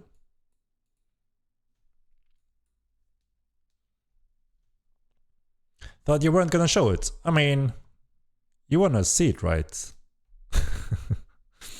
The Jon Snow man from Game of Thrones, you know? He had this feather-based cape that was pretty epic. And that was one of our inspiration when we did that cape. I can show you one of our early pics when it looks pretty cool, I have to say. Let me find it. One moment. It's currently on 1,000 coin, I think, if I'm not mistaken. So fur feathers. We have some different capes for the tasks.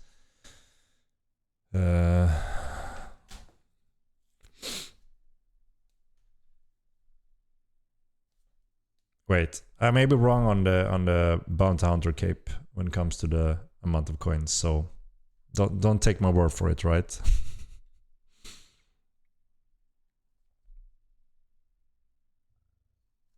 But yeah, with the new bounty hunting rules, you will be able to produce the coins a lot more easier and quicker. So that's a factor we have to consider as well. We don't want anyone to jump on a few bounty hunters and then everyone have that cape, right? We want you to actually commit to that player field and be pretty good at it to be awarded that cape, right?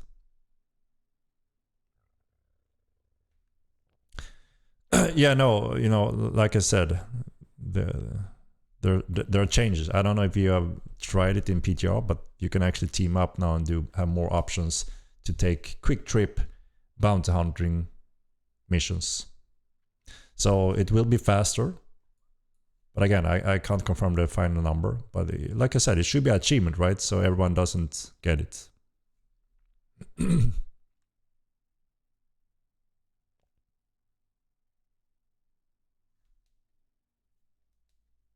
No, not with the feather. It was the style. Wait, I may have a picture of what I'm talking about in inspiration. So yeah, it's not feathers. But you know when you have the dark fur cape thing that you have quite a lot. That's the inspiration of the look that we're going from. And then obviously the Coraxi bounty hunting theme, as you may have known, the coins, it's the ravens, right? So the raven have a big important factor with the bounty hunting system. So kind of makes sense to have that theme a little bit on cape as well, right?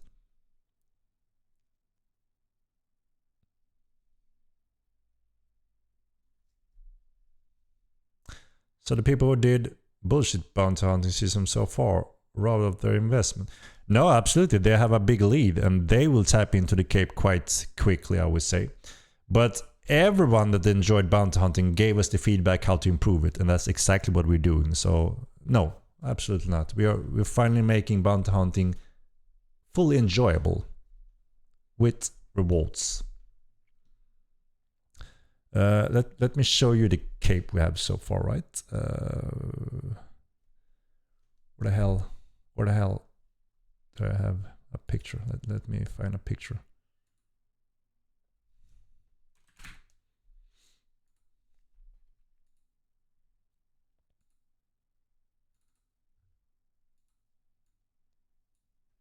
There we go. Pretty cool, eh? Pretty cool. Hello, Lunison. Neat. That looks sick. Rad. Awesome cape. Very cool. Okay, I want it. Beautiful. That makes the artist very happy. You know, the pressure is always high. They work hard and want to deliver cool stuff, right? So, but yeah, I really like this one as well. I think they made a really awesome job. And you know, it's the theme, the Coraxi theme for a bounty hunter. You can see the theme in the cape also, right? Artists did a great job. Awesome to hear, guys. Awesome to hear. That is a nice cloak. Awesome to hear. And like I said, this is just one of a few new capes coming in. Every task have a cape reward and they all look really cool and unique in their own way. So yeah, this is one of them. Yeah, this is the Bounty Hunter cape. It's badass. I fully agree. I fully agree. King of the North. Do you see what I mean, right? You see a little bit of the dark inspiration from Jon Snow, right? It has that little feel of it, right? But yeah, fur here is more feather type because it's the Coraxi theme, right? Damn, it got me a Juja. Lotus, Lotus. Very Bloodborne. Any cape, any chance to get a cape with a full hood on it? It's a little bit trickier, but you know, we are expanding the cape expertise now when we are adding a pack of it. So there will be more absolutely over time, and we will see how we can make it happen. It's always a matter of question of clipping and how they fit together. All of that is quite a challenge, right? But so far so good. Man, red players will now be outside town, likely inside a stronghold that players can't reach. How do we expect people to bounty hunt players in their own stronghold? I mean, that's been the thing all the time, right? It's been always been like that, right? But yeah, I mean, if you are closed in your keep, obviously it's not very easy to go in there and get you, right? That's why we made obtaining bounty hunter much more quick, easier, and shorter range as well, and team up, and you can get new one faster. So, you know, you have a better flow of doing more bounties in different ways.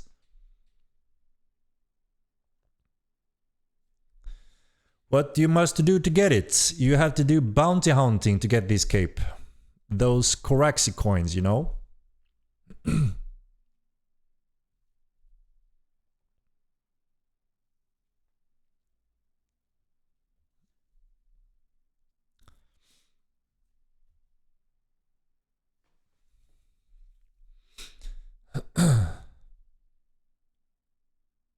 Is this the raptor black feathers from Elden Ring? I mean, you can see some resemblings, right? But the main target was, when we tried to find a suitable cape for this, was, like I said, Jon Snow. Jon Snow. Bounty hunters should be able to breach doors. If the bounty is inside a property. Maybe that's a feature that may work, may make sense. You know, but it needs some investigation, absolutely.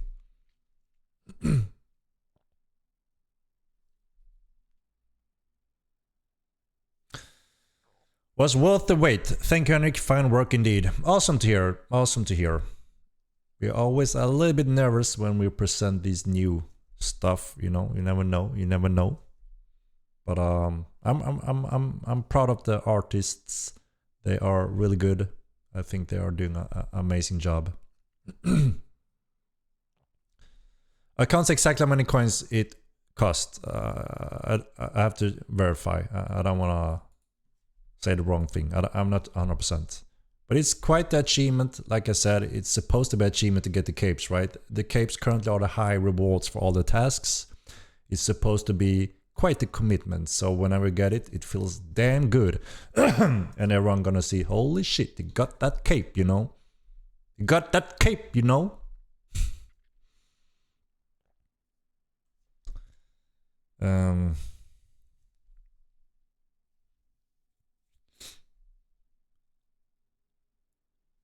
And yeah, fishing will also have its own tasks and their cape, obviously, and rewards. So over time, we're working on additional types of tasks. That makes sense. I don't know exactly how many Corax coins we are talking about. I have to refresh my memory.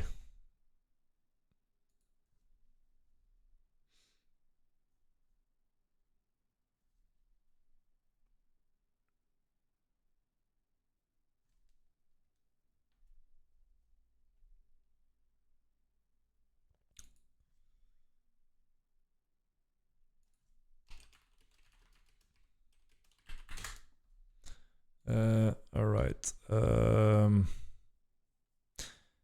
Untradeable, yes. We want these to be... You need to do the deed, right? Do the deed.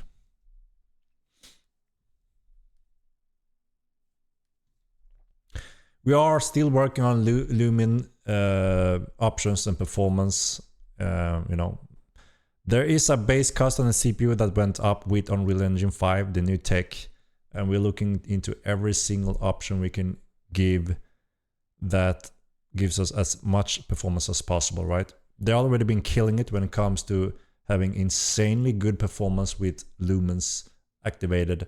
Obviously, you already have the different options that makes a difference, but yeah, we are still working on doing whatever we can there.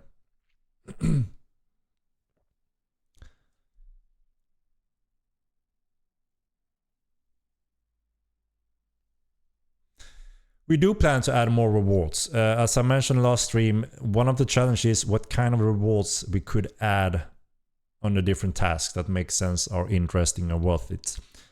You know, instantly we came up with, you know, obviously we need to add gear, weapons, armor, bows, whatever. But then we are competing with the player crafting profession and the trades and interaction there, right? So it's not that easy. We can't just add that kind of content. So we need to consider interesting rewards. And we want a few of them, right? Different tiers of them. I mean, the cape are the highest one we have now. And everyone loves a cool cape, so obviously that's a good one. But we need to come up with more different types of rewards that make sense and is, you know, enjoyable. Yeah, absolutely. Dye rewards could be a thing. Decorations, obviously, could be a thing. So there's absolutely room for different things that we can add over time.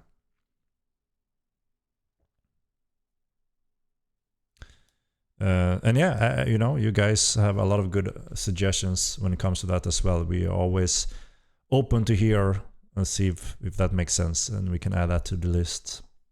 Guild Horse capes, absolutely. What can you use coins on other than the cape? Yeah, just like I said, right? We're trying to add more types of rewards, but we are not 100% sure yet what that could be. But we want to add more rewards, absolutely. 1,000 seems too easy. I really think you should make it closer to 2,000. I don't know what people think about how many coins you need for this cape. Is the cape we get when purchasing the 3-month fees linked to the game account? If you delete the character, does it go to the next credit? Yes. You will have this cool little window where you can claim the cape. It's tied to your account, so even you remake the character, you will be able to get the same window and reclaim the cape again. Oh my god, the topic, man! Indeed, I'm sitting here and getting lost. I mean, we already pretty much given the Unreal 5 update as well. As I mentioned before, the plan is to have the next PTR on Monday. We will make the announcement with the exact date, time, but it's scheduled for Monday so far. People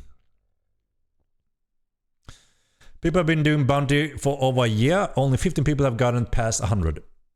Yeah. We did look into database to see what do the top bounty hunters have currently, which obviously gives us a decent direction. I don't remember if we set the final number, but yeah, we looked into the database to see what people have already to get a little feel for it, right? But yeah, it will be more fluid to do bounty hunting when this goes live. A little bit more enjoyable and easier to jump into.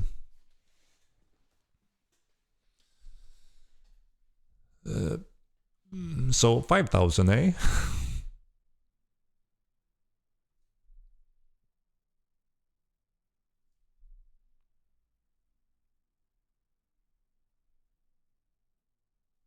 You guys pushing Unreal 5 before Epic release.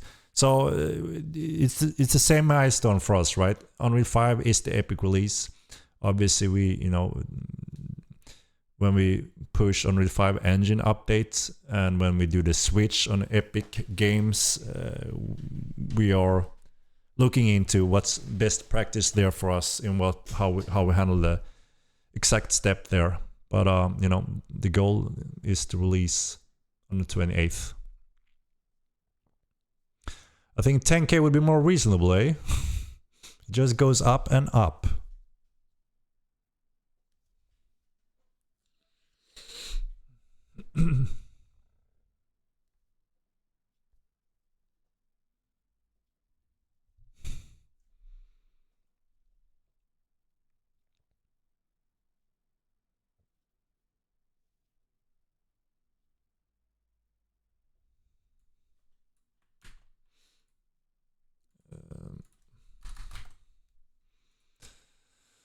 All right.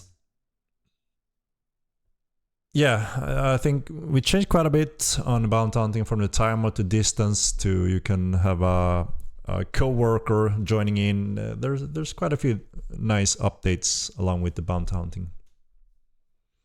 Love the look of the Raven cape. Any chance artists worked on a full feather Raven cape? So we actually considered if this was supposed to be a full feather. We did some quick tests, but it didn't look as nice. So we picked this one, where it's, you know, have the top and then it goes down like that. Again, similar to the Jon Snow cape. This is how he had it, and we like that look, so we prefer this one.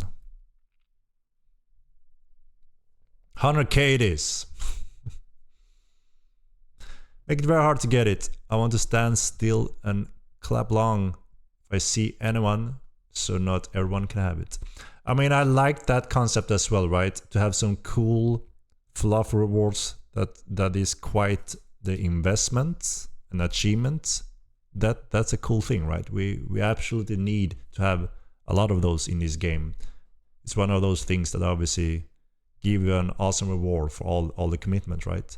but yeah, obviously, you know, people have been doing a lot of bounty hunting and collected quite a few coins already. So we look at that as a baseline.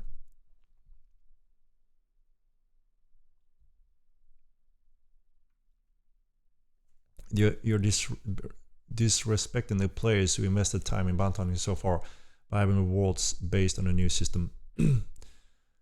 I mean, every single time we talked about bounty hunting, including those that enjoy doing it and been doing it a lot, we listen very closely on their feedback.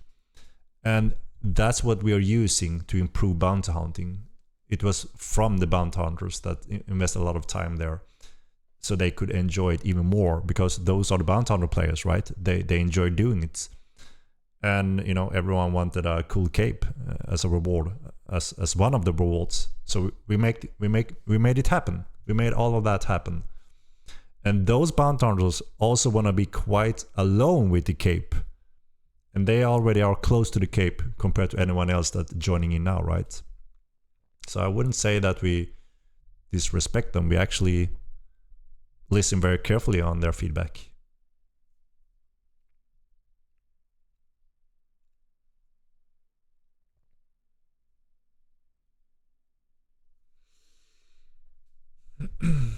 Or guild created capes on the dark future. So one of the thing on that list on my next stream is guild logo, emblems, symbols, and the dice system, right?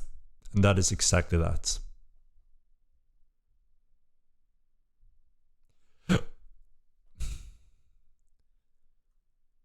Looks great. Awesome to hear. Unreal 5 Epic release means that you can start putting resources into content again. That's why I'm looking forward to that patch. Not the patch itself, but that it will remove a log jam and you start building the game again. Exactly. You know, it's the engine conversion doesn't give you new features, right? Or instantly all bug fixes, etc. So a lot of time have been invested in that, but it's for the future, right? We're here for a marathon. We want to enjoy working with this game in the community for many years to come. We want everyone to see and enjoy the growth of Mortal Online and be able to come back anytime over the years and enjoy new cool features. And this is the core component for that. Having that engine in place, having a stability And along with that, we're also focusing on, as I mentioned, a lot of bug fixes, polish, and TC fixes that have been reported. So this will absolutely improve the game with this core pillar in place. And yes, after that, it's much more efficient for the team to move forward together on adding new content and features, which the players are waiting for and will enjoy, right? So yeah, absolutely. The Unreal 5 may not be the, you won't enjoy the game more just because the lighting changed a little bit, right? And you will enjoy, obviously, if there's no traveling stalls anymore, all those level streaming issues in Unreal 4, obviously having those removed is like better gaming experience, right? And then with that in place, with polish in place, TC fixes in place, so sieges are possible in a reasonable way, we can finally slowly start moving forward again and focus only on content and features rather than engine switch and core updates, etc., which have been taking a lot of time. And that's also why, obviously, player population goes down when we don't deliver or update anything new for a very long time, which have happened now. But, 28th of November, we hit that very important milestone, so we can start moving forward again. There should be a cape at 100, a cape title at 200, a weapon party book for 300 or some shit like that. Yeah, we are looking into adding more rewards for sure, but we have the coolest rewards ready, at least, that everyone enjoy very much.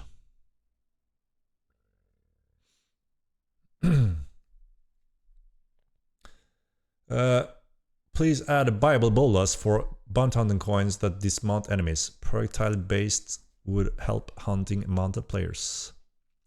Bolas are planned for the future. Again, I don't know where it fits. But yeah.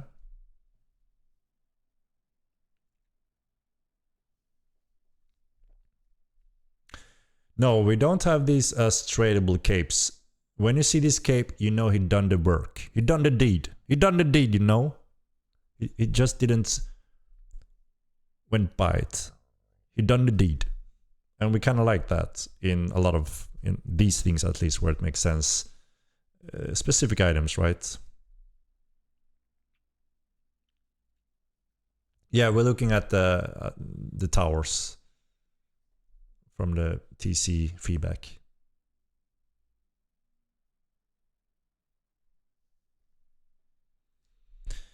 I mean, it's hard to say. Some of you guys claim that it will be harder to get bounty huntings because they may be in their cities and closed in. That may be true.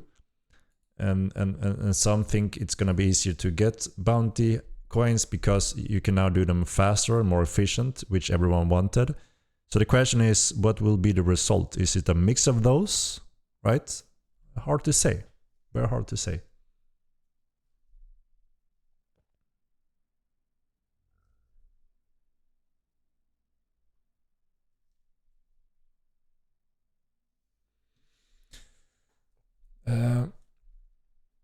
Holy shit, already past 2 hours, guys. So time is flying always. Let me get this thing going as well so we don't delay too much today.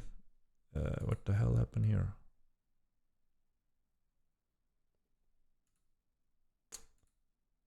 Alright, alright.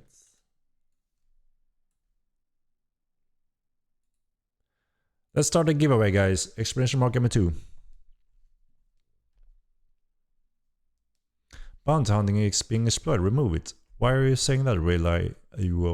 We actually tested it for all this month to see if it was actually doable. And it is. People are loving it, enjoy it, and it works. So now we're expanding it and making it better and more enjoyable and a little nice reward. So why would we remove it when people are excited about it? It doesn't make sense. It doesn't make any sense whatsoever. I do understand your point when it comes to the old coins and new coins. But like I said, you already saw here in the chat, one of you said it's going to be harder now since they are blocked into keeps. So maybe it is harder. And then, you know, some pointed out that yes, you will be able to team up, you will be able to do them more quickly in shorter range. Maybe that will speed up. But what will be the end result? No one knows, right? Imagine if we're right, everyone is closed in. It's even more rare to get them because we don't have wreck the wall function or wreck the door function if there's a bounty inside. We don't have that function, right? And if we don't even know exactly how it's going to work yet, right? It's just a first thought about it, and it could be a cool feature. But again, we don't know. Will it be harder or equal or faster to gain the coins, right? It's on PTR. Feel free to try it out and give us your feedback.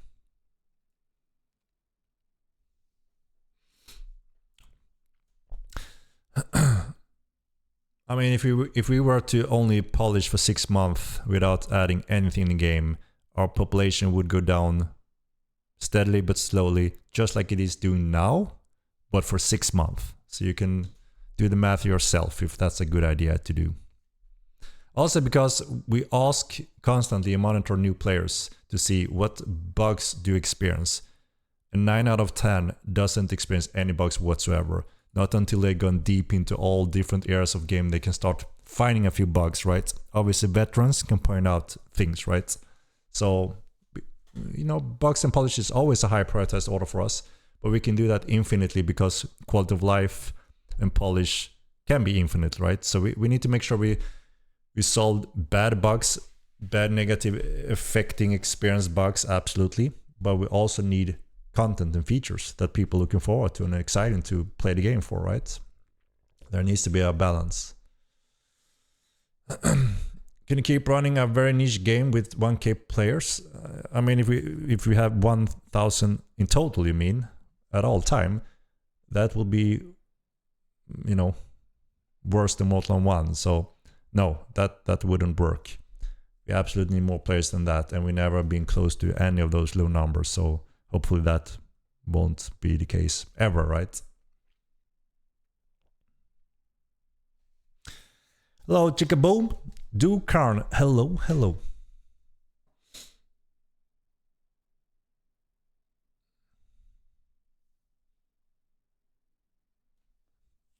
Makes you can buy engravers. That we did discuss that a little bit. Should there be maybe some trades for engravers?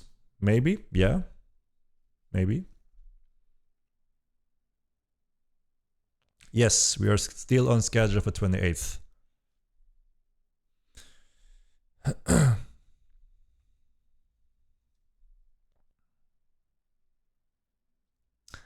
And if I would be sick, been enjoying Ark Ascended.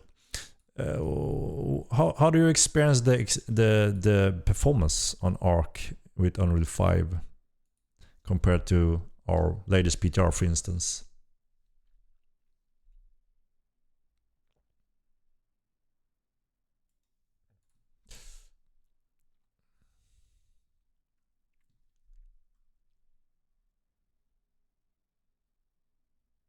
But yeah, I assume there will be a few more games in the coming year with Unreal Engine 5. It's gonna be cool.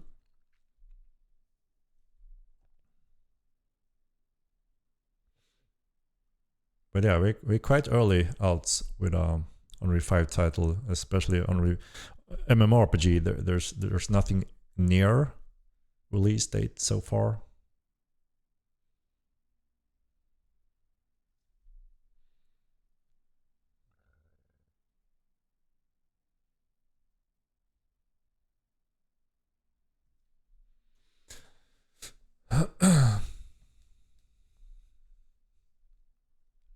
Why can you not break down a door? Seems so simple.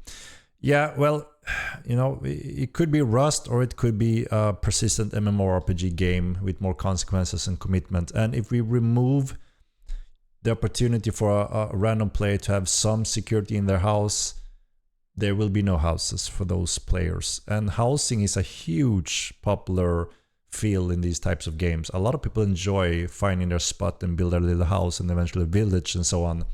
But if anyone can go there, like in Rust, blow up the door, go in and loot and kill everything, there will be no more houses. And a lot of those players will not continue play. So we need to find a balance for a persistent MMORPG, not an action-based one session, kill everything, blow up, and build Rust type of session. It's more long-term, right? Very similar features in many cases, but more long-term commitments because it's MMORPG.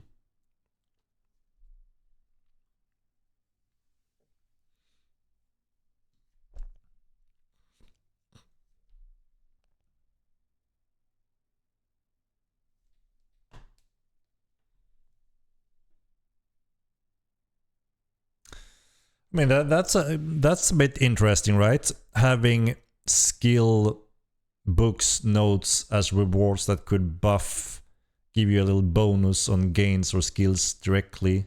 That's a little bit interesting, I think. Worth looking into a little bit.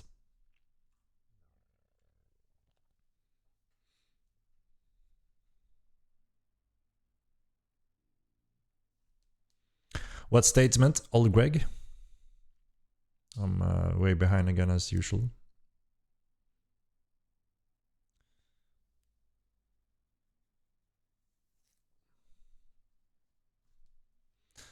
AI pathing, they shouldn't walk up straight cliffs. Yeah, so that's based on their pathing Namesh. Whenever a player make a report and we can confirm that, yeah, that there shouldn't be Namesh here or you know, whatever, the artist can update that and then the AI will behave correctly. For instance, like when a pig runs into a big rock and disappear, that's when there are no Namesh on the rock, but it's under the rock.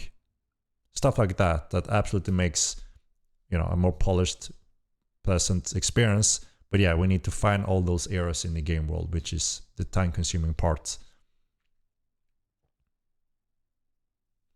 Would there be an option for personal TC building steps? Yes, there are quite a few points on our TC on the roadmap. Votable debates, I mean.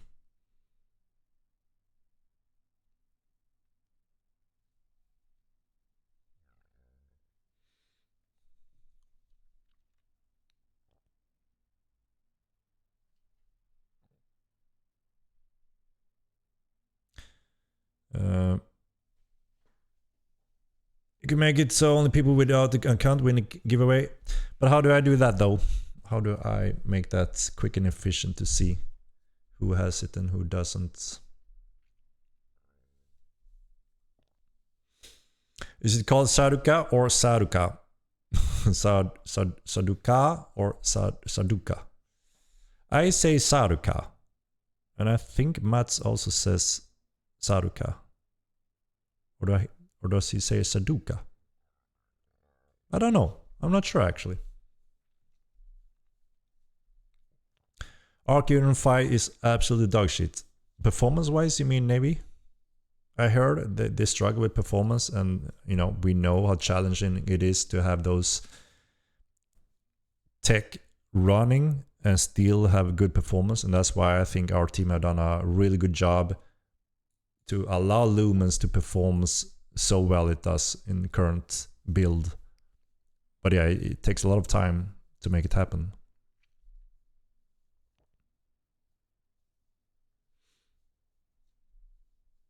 We need tabards. I agree. Does the first subscription month start on a given day of release or after first login to the game? The first login after and on the 28th. So if you log in a week after 28th, that's when your free month starts, right?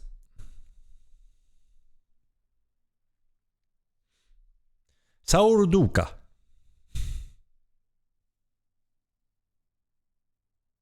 Yeah, we are tweaking some of the AI archers.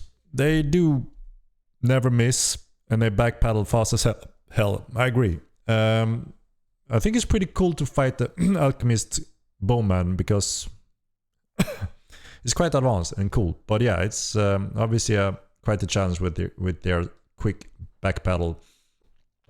And the function when it comes to missing absolutely needs some rework because they pretty much never miss when they're in range, right?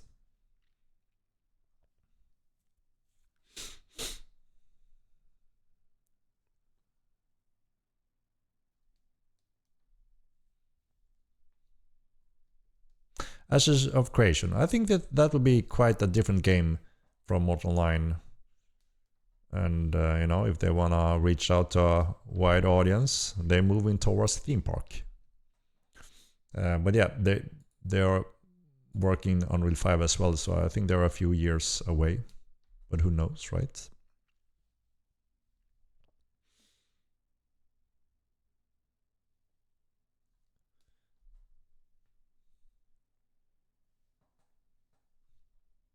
I mean, the arena system is one of the thing for Tinrem.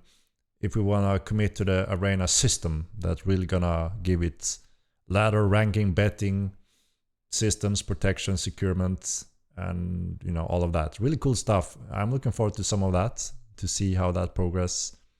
But it's a quite big, robust system that needs to have a dedicated time. So it depends on how many wants it. If we want it now or later down the road. No, Jan, yeah, like I said, it's an interesting concept to possibly give some skill bonuses tied to some of those tasks that relates a little bit. It's an interesting concept. Any info on the different payments plans? Yes, 1, 3, 6, and 12, most likely.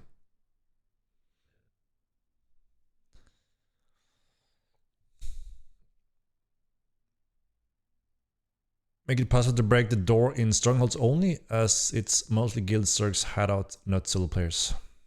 Yeah, I mean, you know, there could also be a long-term goal for a small group of casual players that finally got their stronghold in this remote place, and then all of a sudden someone go and wipe them out like Rust. You know, it's a tough line, right? Again, we wanna promote a lot of that as gameplay. Just like in UO, it was very popular to build houses, to decorate them, collect rares, and have them open or closed, and you could never siege them or destroy them or go into a locked house. It was a security, and people loved investing a lot in that, and we want to offer a lot of that also. But you know, you can always, you know, make wrong enemies and suffer the consequences, right? But it shouldn't be promoted as a Rust function to just go out and destroy everyone's house. We would prefer the RPG, sandbox, UO, MMO persistent elements more, rather than a quick destroy session and log out, right? You know what I mean. You know what I mean. We need tar bars. I agree.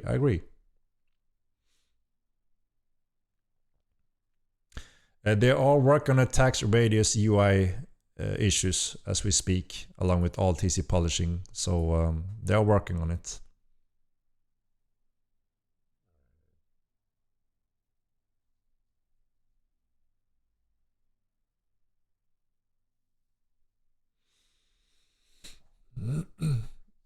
All right, final 2 minutes or 1 minute, and then I will roll the dice for the giveaway. So exclamation mark M2 if you just tune in.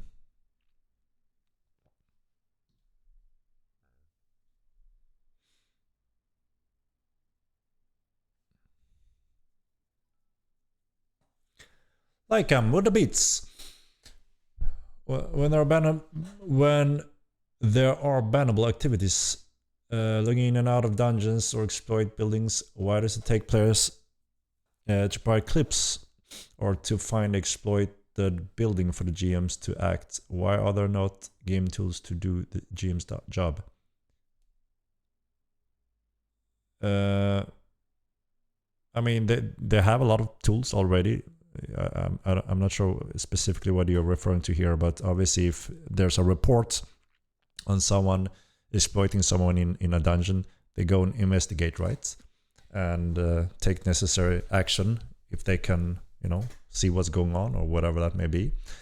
And part of that work is always for us also, next to game development, we also expand on different tools. And, you know, just to give the GMs more eyes and tools to even more efficiently help the players and to secure the game also, obviously. So it's one of the things that always keep, you know, being further development as well next to everything else. Oftentimes in those situations, games tells the players to find those things or to prove with the clips. I mean, it all depends on the report, right? So there's a lot of challenging reports. Like, I saw a person doing this, and that's it. It's very hard for the GMs to know where, when, who, what, right? So they always need to investigate and try to capture the entire picture before they know what's going on, right? So it doesn't go without a challenge to be on top of things when it comes to being a GM in this type of game, especially the complexity of this type of game. Imagine a new GM from an external company joining in and have to learn how to play this game, or how the players are playing it, and what they're allowed to do and what not, and what may be an exploit, what may not be an exploit. It takes a lot of time and experience for the GMs to get into that role. So it takes some time for new GMs also to get into that and learn, and they need a lot of hand-holding from our senior GMs. So that's also a process, right? And obviously working hard to make sure that they have all the tools and information they need to get onboarding more efficiently, so everyone can help in the same degree when it comes to any case in the game.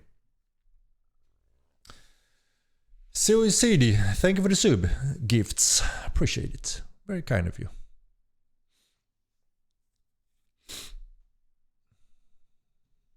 For something like logging out in a dungeon, is there not a logout?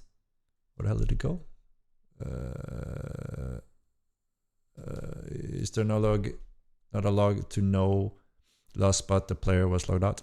There are some data, yes, which they confirm when someone is trying to do dungeon logging, those kind of things. And the GM takes action. You know, every week there's a few cases. Definitely not an easy job. I get that. Just was curious. Thanks again for responding. Yeah, absolutely. Like I said, there's absolute room for improvement, and the GMs do everything they can. And we have regular meetings every week with them to see what are the biggest challenges right now, what areas needs improvement, where do we need to dedicate development time to give better tools, eyes, or whatever that may be. It's a constant thing as well as next to the game development.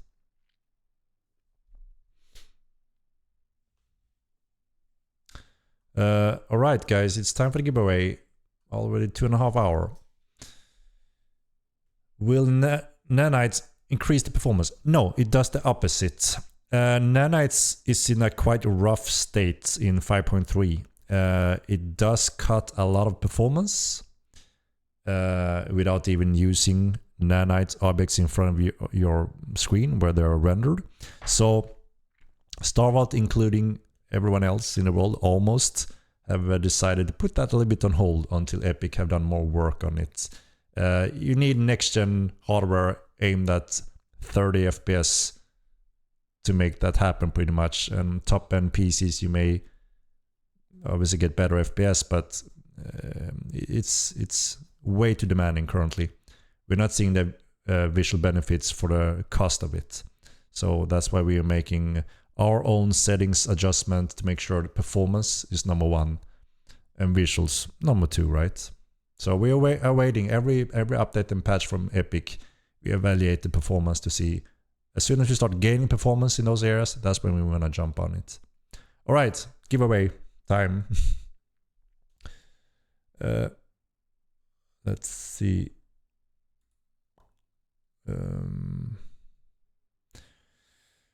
Where do we have it? Where do we have it? All right. Good luck, everyone.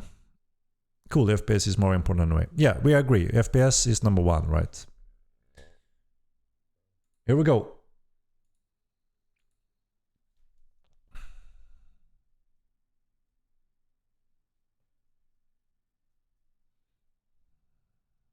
Henrik, let me have it. I got a new player I want to play. Let's get it, Lufan. Get it. Get it now.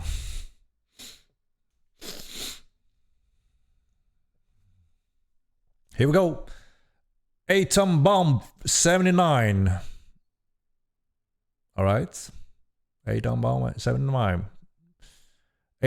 Atom Bomb 79. Rigged. Are you here? Are you here? Let's take a look.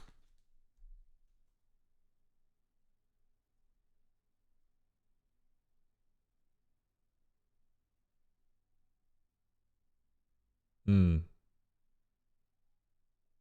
Hmm. I'm not liking what I'm seeing, guys. If you know what I mean. I don't like that. Yeah. Atom Bomb, you have way too many accounts.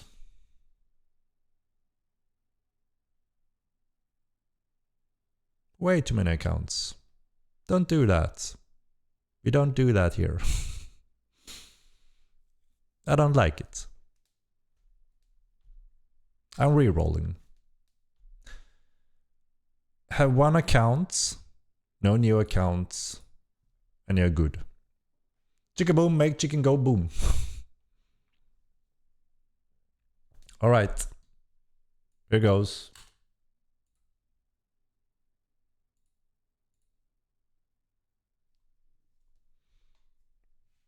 Here goes.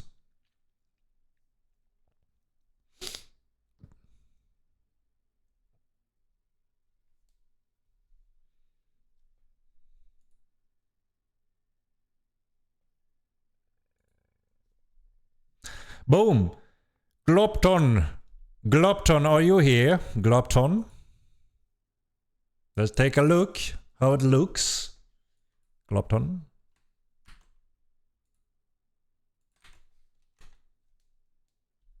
That looks good. Looks good to me. Looks good to me, guys. Glopton, congratulations. Are you here? Send a little DM and we will get the code.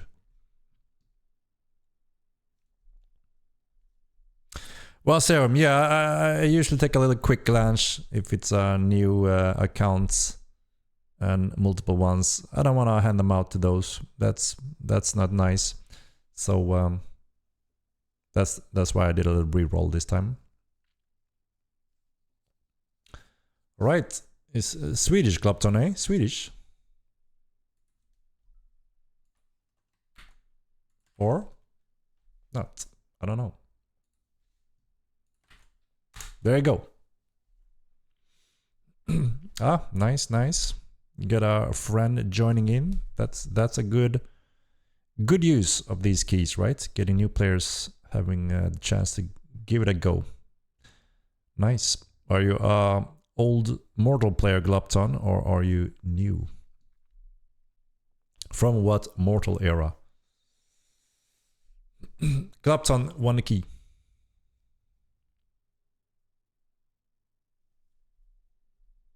When will we be able to buy access? What do you mean, subscription? We have the support pack right now, a good discount for 3 months. When we release the game 28th, we will display the other normal packages from 1, 3, 6, 12-month commitments.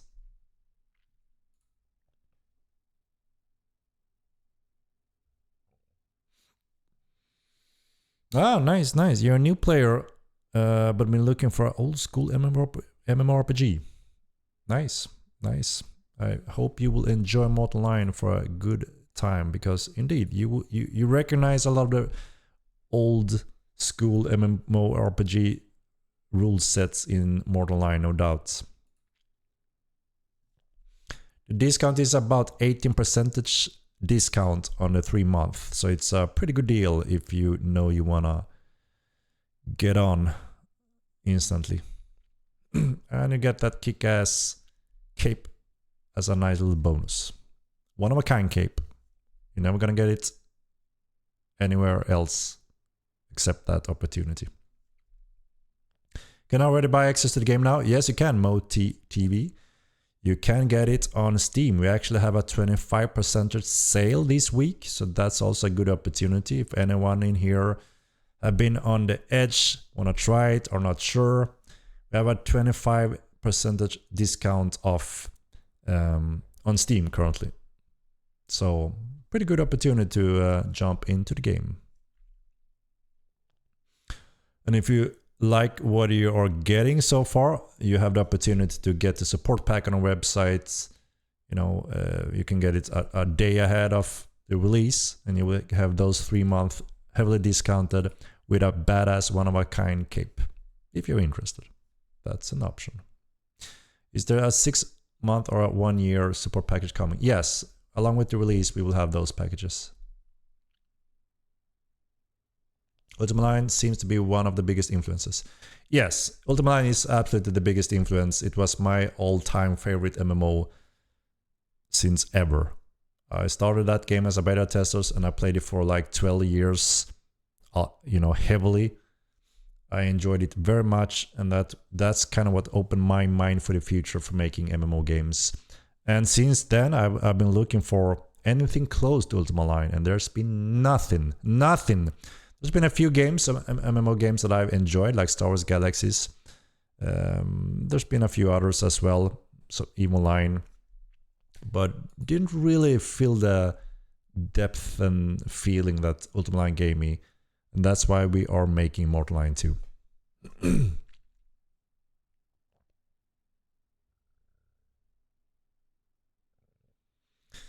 When will the game be released on Epic Store? 28th of November.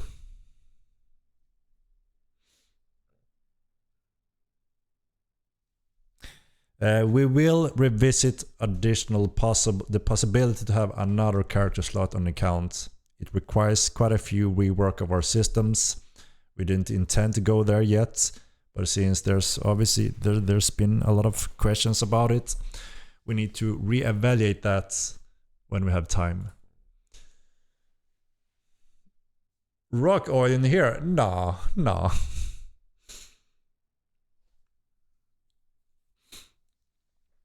Thank you, Glopton, and good luck.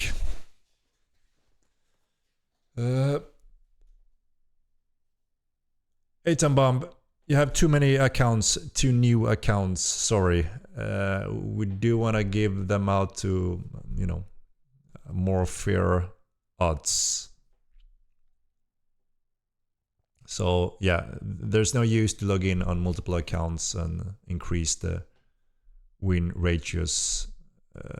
We want to give them out to someone that just joins in here, enjoy the time, and if you're lucky, you get it. So I hope that's understandable. Ultima Online was ahead of its time and still seems more next gen than most other MMOs that came after. Yeah. I mean, after 12 years, I kind of felt that it's time for a new era. There should be something more next gen, but still have that kind of roots, experience, and depth. And there haven't been anything. I have jumped onto UA again a few years ago, but it's so old, out of date that I can understand why it's hard for new players to join in and play as a group, etc. So I think it's time for a new game, right? And that's why we have Mortal Line 2.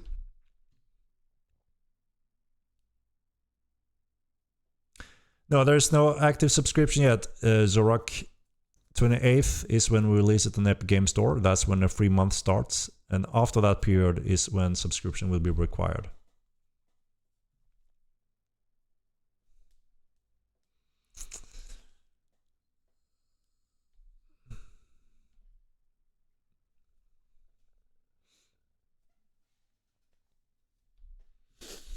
Houses are account bound, so it would still have the same rule. But you see, it raises question when if you are to have another character on the account. So we need to go through quite a few cases.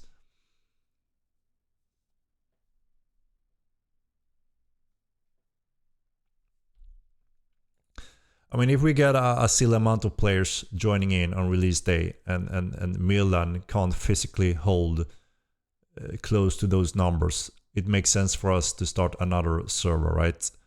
To be able to and have time to build and expand the lands with additional continents, and then slowly, put them on those rather than new Milans, right? The plan is to have, everyone will be connected to the same world and universe, right? The question is where the continents will be hosted, and we prefer obviously to have not 2 Mirlands. We would prefer to have a Mirland and Saruka, and then more continents over time to support more players and buildable areas and explorations. But one quick solution obviously would be to add another meal land for the time being if we see we have way too many people in queue again, which is not acceptable. Then that will be our step, right?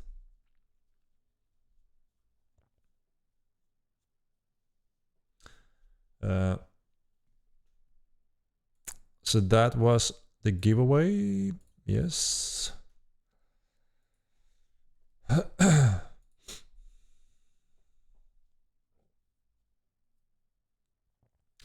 Ooh, are you a shulkar?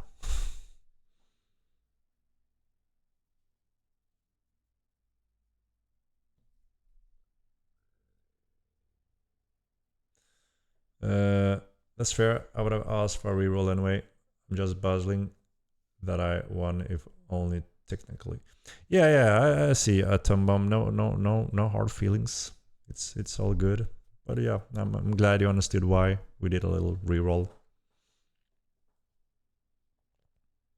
Is there a rule on stream sniping? I probably would consider doing it. So stream sniping is one of the most challenging thing in the game world when it comes to online games. Every single game suffers from stream sniping from small to large scales.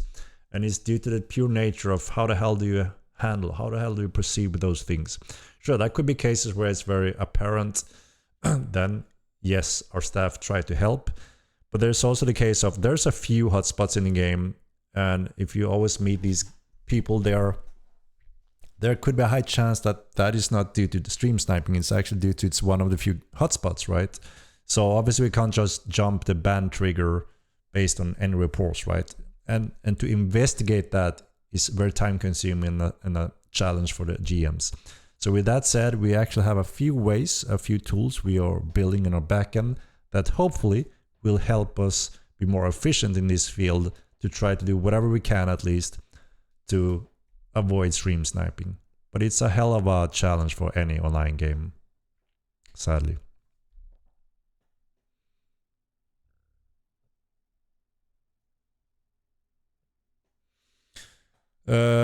No, Thievery is absolutely designed and in the pipeline, and you will be able to vote on Thievery as one of the upcoming roadmap features. So depending on where and when, that's where you decide. We will have it. The question is, will it be on this next upcoming roadmap or further down the road? Because there's going to be a lot of cool stuff to choose from. So it's going to be a challenge to pick because we can't make them all at once, right? But Theory is a cool feature. I enjoyed it in Ultima Online and I enjoyed it in Mortal Online 1. There was a few problems with it in Mortal Online that we take the opportunity to redesign some of it this time around. So it's more enjoyable and balanced this time.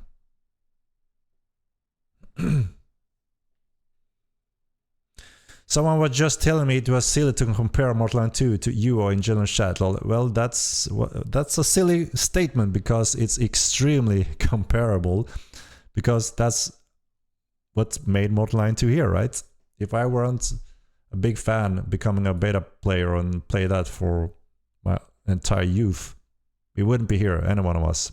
And everyone that played Ultima Online for many years instantly recognize a lot of the rules and core rules and features in Mortal Online because we're heavily inspired. They're extremely comparable.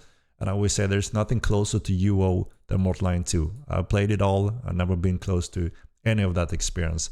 But I feel instantly at home with some of those experiences in Mortal Kombat 2, which is really awesome. And we hear a lot of people saying it as well, coming from UO. But everyone have their own opinions, right? And their own views. Marketing, we start with the launch.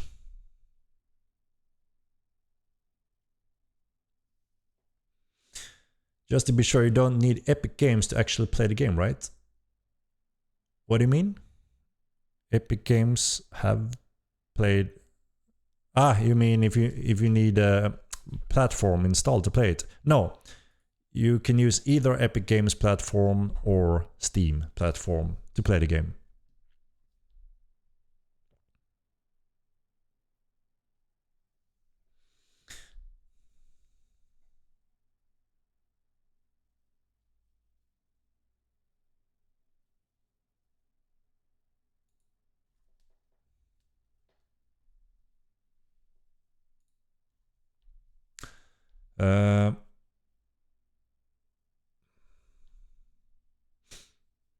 Yay, cosmetic store. No, we don't plan to add a cosmetic store, as we discussed a lot. We hope we can run a successful subscription-based model and, you know, no pay to win.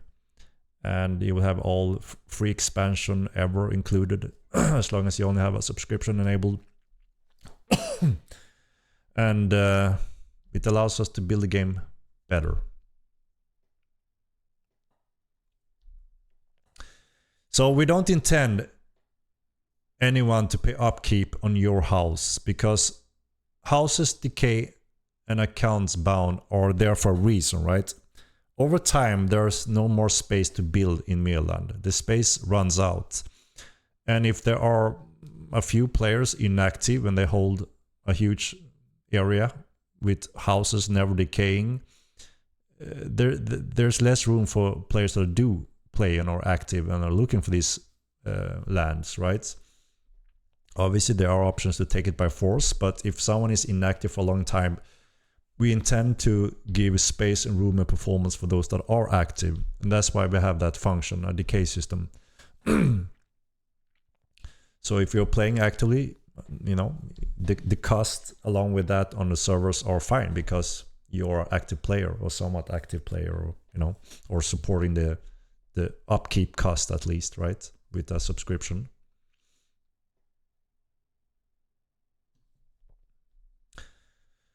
I mean, a lot of people have been asking for Sarika and upcoming continents.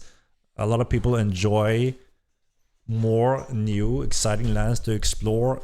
Along with that, new creatures, dungeons, items.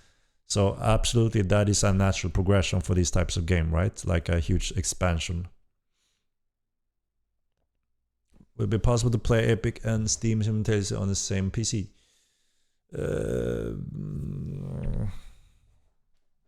I think so. I think so.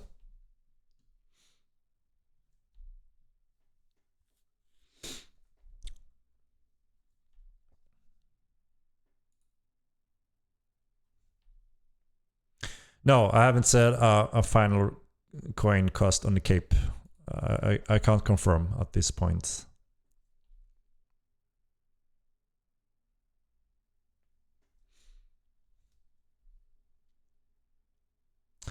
No, we haven't confirmed a reputation wipe with the patch. A lot of people is against it.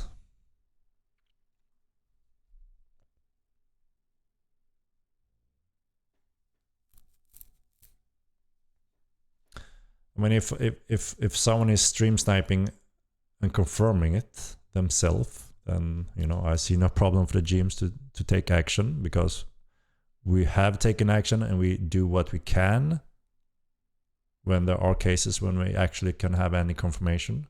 Like I said, it's extremely difficult. You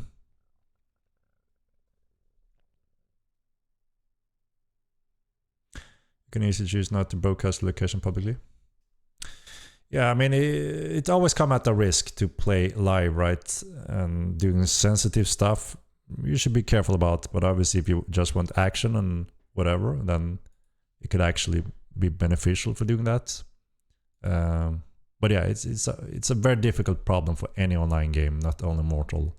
And we already, you know, struggle with the low amount of manpower we do have. Obviously, adding to that with additional challenges doesn't help right now.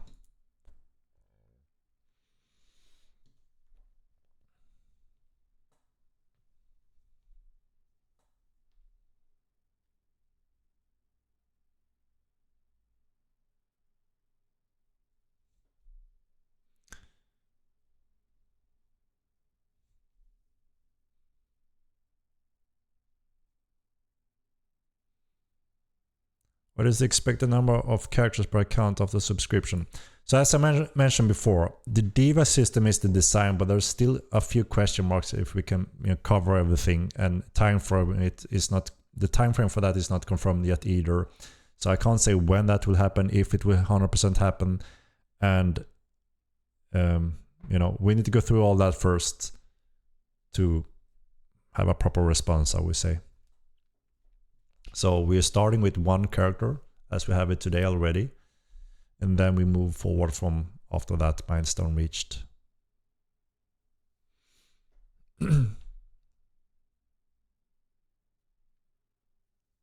What is human apathy clade? I would have thought it to be an Elverin clade, but what do I know? Well, the humans are were more known to be thieves in Mortal Universe than Alvarins. It's just one of those options that human can tap into. But you can still be as skillful thief in any clade. It just gives you a little bit free skill points towards it, right?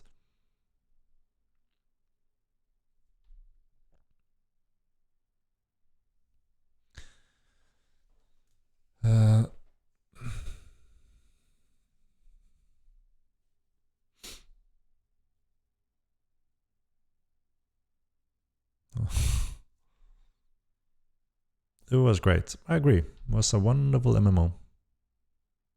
What about GeForce Now? What about it? The game is playable there, yes. Speaking of Ultima Online, are you putting in vet rewards for long-term players? Yes. Today we actually built the window that allows you to pull the reward capes. For instance, the support packet cape. So even though you reroll your character, you can access this window to get your cape again, right? So GMs don't have to fiddle around with that. And this system, supports time capes as well that we had in the first game.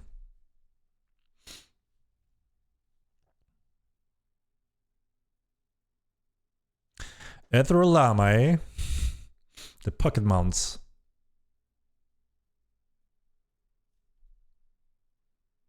Lion cape is paid to win. How the hell do you win the game with that cape? That's not paid to win. God damn it.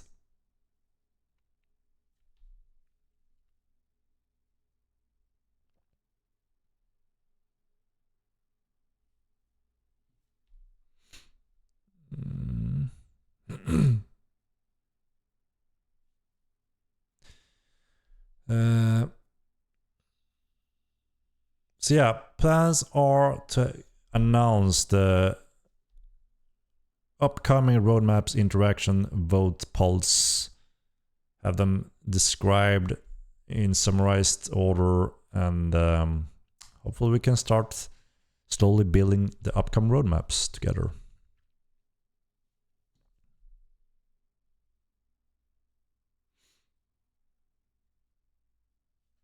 Noyan, yeah. I responded to that 2 times already. Noyan. The rewards for tasks.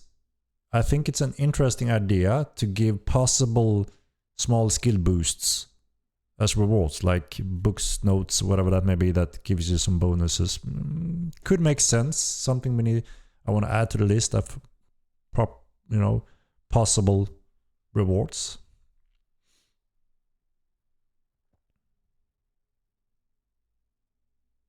If bounty hunters get a cape, can murderers get their own villain cape?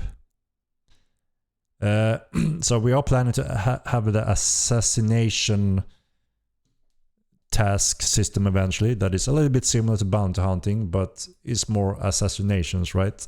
Which is, I guess, the more villain approach. And yeah, they will most likely have their own cape, right?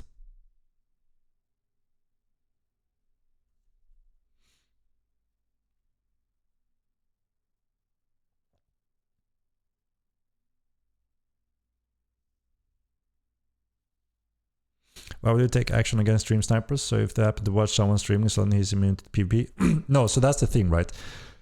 If you play the game and run into streamers, obviously you can do whatever you want, right? But there's a difference. And Twitch TV doesn't even allow it. They have a rule against this because it ruins the fair gameplay in terms of you can cheat. You see where he's running around in the world. Yes, there's a point that he makes that as his own decision to actually show where he is in the world. So a lot of people that stream, they accept that premises, right? They know that they can be ambushed and whatever happens, so they're prepared for that.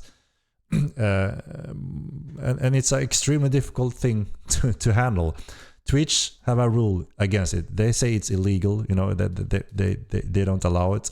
And most online games have the same rules. They think it's just unfair gameplay. So you shouldn't use that to follow them around and harass them and grieve them by using that. You know, at the same time, Twitch want to promote streamers. At the same time, all game developers and games in the world want to have streamers showing their game. It's a win-win for everyone, except the part that is obviously a bit annoying and negative, where it's not natural when he can follow you around in the world by watching your screen. But I see all points of views here, pros and cons, and it's a hell of a problem, right? Because there are cases where you can never confirm it. There could be cases where you can confirm it.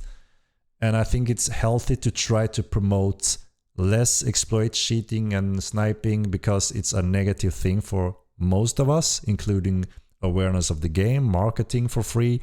So we try to follow the same kind of general opinion and view on it, like everyone else in the gaming industry, including Twitch themselves, because it makes sense, right? So yeah, does any of this make sense? what I'm trying to portray here when it comes to our view on it? This game's still alive. God damn it, War, we haven't even released. We haven't even got to the big milestone yet. It will take over the world when we are done, my son. So we have to pay on December 28th. If you only have the one free month, then yes, 28th of December will be a subscription required if you log in and play on the 28th of November.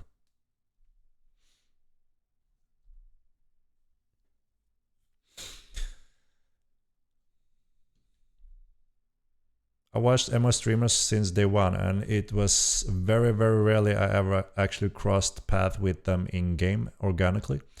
No one thinks they will be immune to PvP, but if you're in the stream, no one happens to think you just found them on accident. Even then, I think it's more the constant harassment that is the issue rather than the one of PvP. Yeah. It's a big world.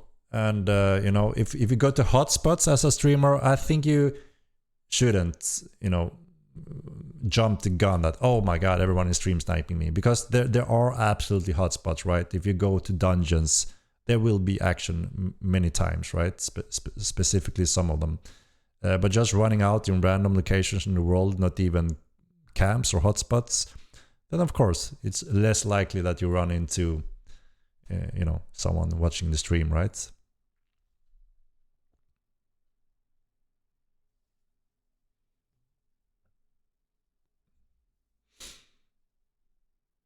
I don't know exactly how many coins we're talking about for the Bounty Hunter cape at currently.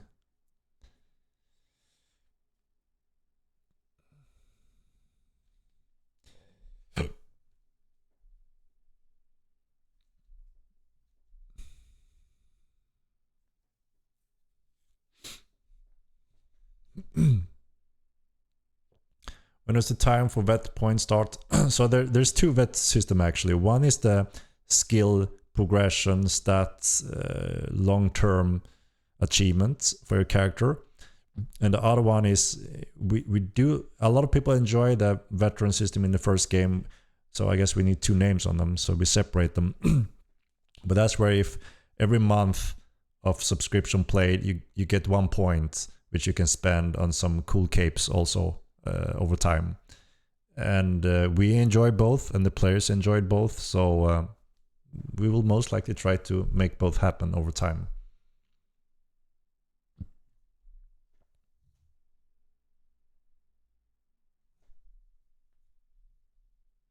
Cape High's animation. No, we're testing that and we're minimizing that, so that's not a factor.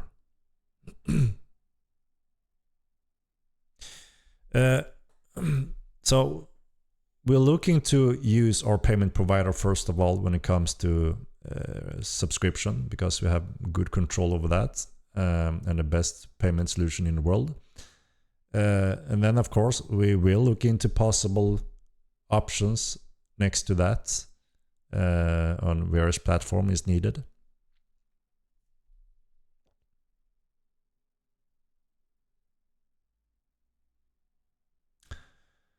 So will bear armor be introduced? I don't know when. We have a pack of gear lining up, ready for a pack eventually.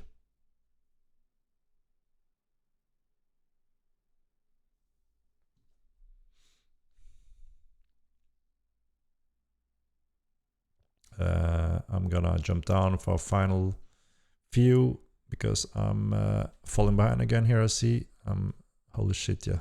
I'm talking in the past here. Let's see.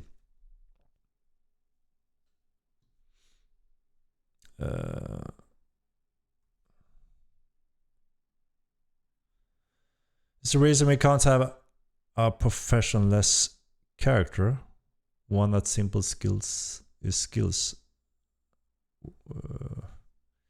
Yeah, that's another question, right? There's a lot of question regarding the Diva system, and we have to go through it in depth to make sure we are on the right path if we were gonna proceed there.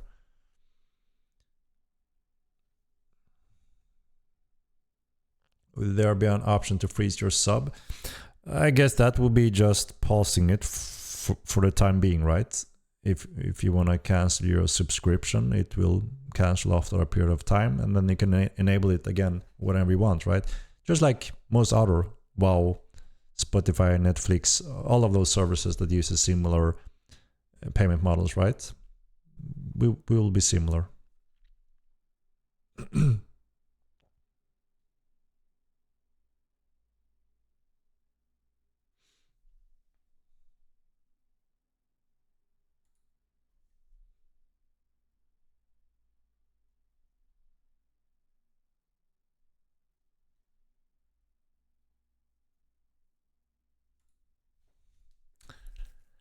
Other than plans to sell monthly subscription in-game tradable items like Plex,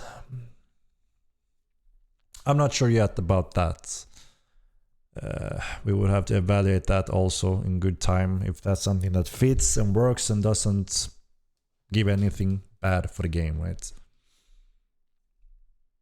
It becomes a little bit more pay to win, I would say, because if you're short on cash in Mortal Line, you sell a Plex, and I mean Emo Line, you sell a Plex, and then you can buy a new ship for 100 million credits, and that's a little bit pay to win in my book. So I'm not sure.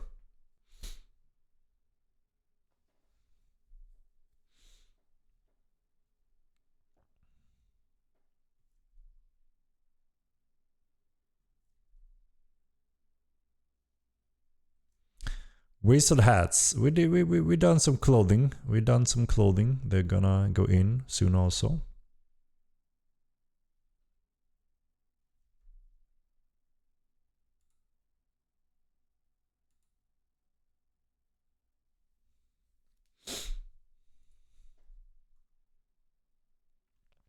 When will new game loops for PvP crafters, PvPers be added? I feel like the lack of in-game content hurting the community. Yeah, you're absolutely right. We have been extremely still for the entire Unreal 5 transition, which always result in lower population. No content, no feature, no patches, nothing exciting. People taking a break, and you can see it on the population chart, right? That always happens. So that's why it's so important to have a regular, steady improvement of the game, new feature and content over time, because that's what the game is all about, right? And absolutely, we're gonna bombard that hard when we have the core in place, which is Unreal Engine 5. So that's why I plan to next stream engage with the community to get that going, so we can see what kind of features we want to put on the upcoming roadmap, so everyone can look forward to those. No pay to win like you, please. Will the MO1 servers be shut down? I mean, they're still running, right, after all these years. Obviously, it's not free to run them, and we only have a handful of players every now and then logging in, and they have their nostalgic trip over there. It feels a little bit sad to shut them down also, but, you know, sooner or later, maybe it makes sense to make that happen, you know. But yeah, we haven't really decided a date or whenever that will happen yet. Uh, yeah, the hues for clothing in EO was really cool, and I think we had the same depth and cool factor, even better in Mortal Kombat 1, the dye system, because there are a million ways of getting color dye tubes in Mortal 9, and then you can refine it and strengthen the color, and then you have created your unique color that you can use for your guild and tavern and everything, tabards. And that's really cool, right? So you have even more better, cool controls. You can do some really rare color creation that only you have achieved so far, and no one is close to that. They can try, but it's quite complex. So I think that's an awesome system, and it's always cool to give the players insane control over that kind of visual appearance, coloring, symbols, and so on. That's how you put your style and shape and whatever you want on your guild clothing, right? And banners and such. So absolutely, it's also on that list. So I hope a lot of people will want to pick those early on, because it gives a lot of cool content. And also, you know, identifiable groups from others is a really powerful thing in this type of game, right?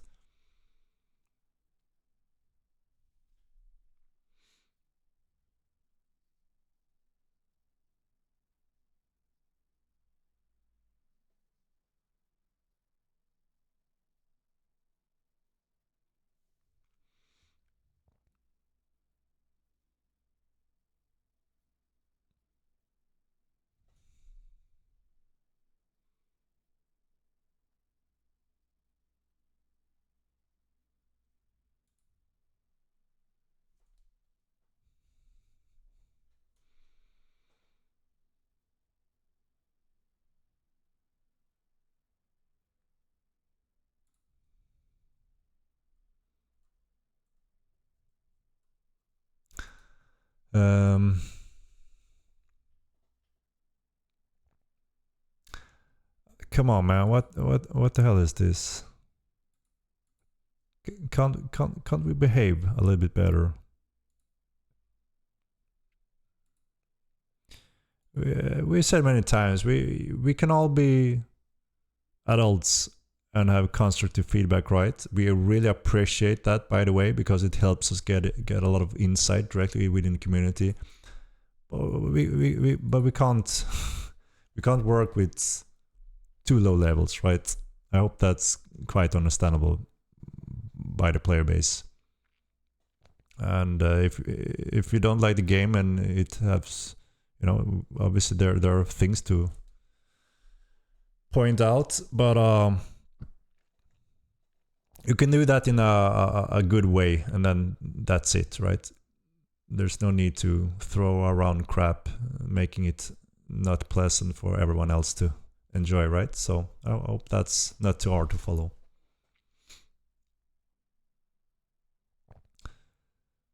Have you ever talked about making spellbooks being able to be combined using the combine function? No, it's inscription, right? It's a profession based on that, so we haven't really thought that should be a thing.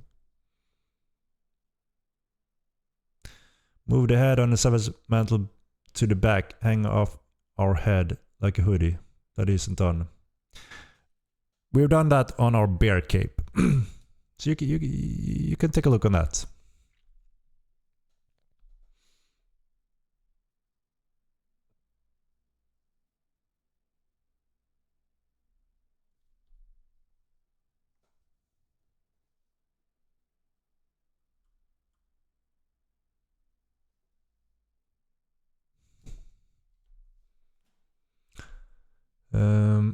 Alright guys, I'm hitting 3-hour mark.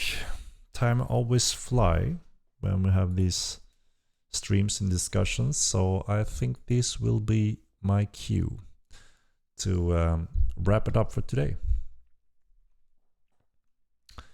Yeah, people running around with multiple spellbooks, but yeah, inscription should be the way how you move spells around, at least, and put them in the spellbooks. But yeah, we'll see how, if that there's room for merging functions or anything like that, if that's anything that we should look into or not. Let's take a look on our possible streamers today, shall we? Let's do the classic quick poll. Let's do it. Let's do a little poll.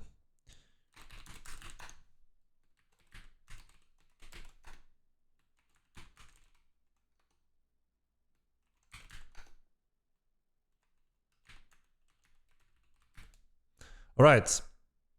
1 minute quick poll, guys. Help me pick a raid and let's do it.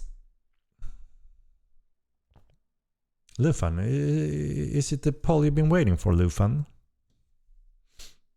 Good. It's your time to shine, Lufan.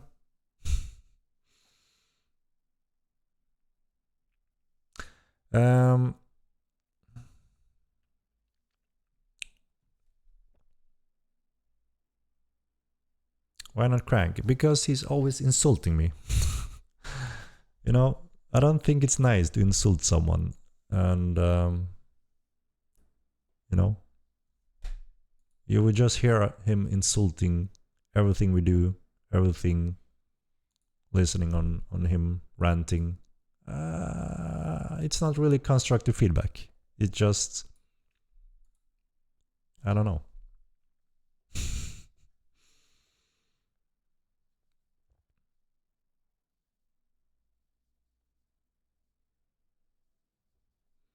I mean, the GMs always are professional and take every single petition, right? But obviously, if people don't behave, the rules goes, right? I mean, if we would change his tactics and be more civil, I could absolutely rate him. But he's not willing to have any conversation like that or being constructive, right? All right, Avira TVDs, guys. So, ladies and gentlemen, thank you very much for joining in my stream today. Always appreciate hanging out with you, covering questions and discussions and, you know, all of that. So, keep an eye out for Monday, next PTR, currently scheduled for. It's going to be an important test we want to verify. So if you're able to participate and help us with that, we really appreciate that. And next stream, I'm planning to reveal the upcoming different options for upcoming roadmaps. So that's going to be very exciting, and hopefully we will have exciting created roadmaps together, guys. So yeah, thank you very much for all donations and questions. We really appreciate it. And let's take a look on Avira TV. That's Raider. That shows some support as always. Thank you very much. And have an awesome evening. And I see you in the next stream. All right. Let's do this then. All right. Have a good one. Good night. Bye-bye.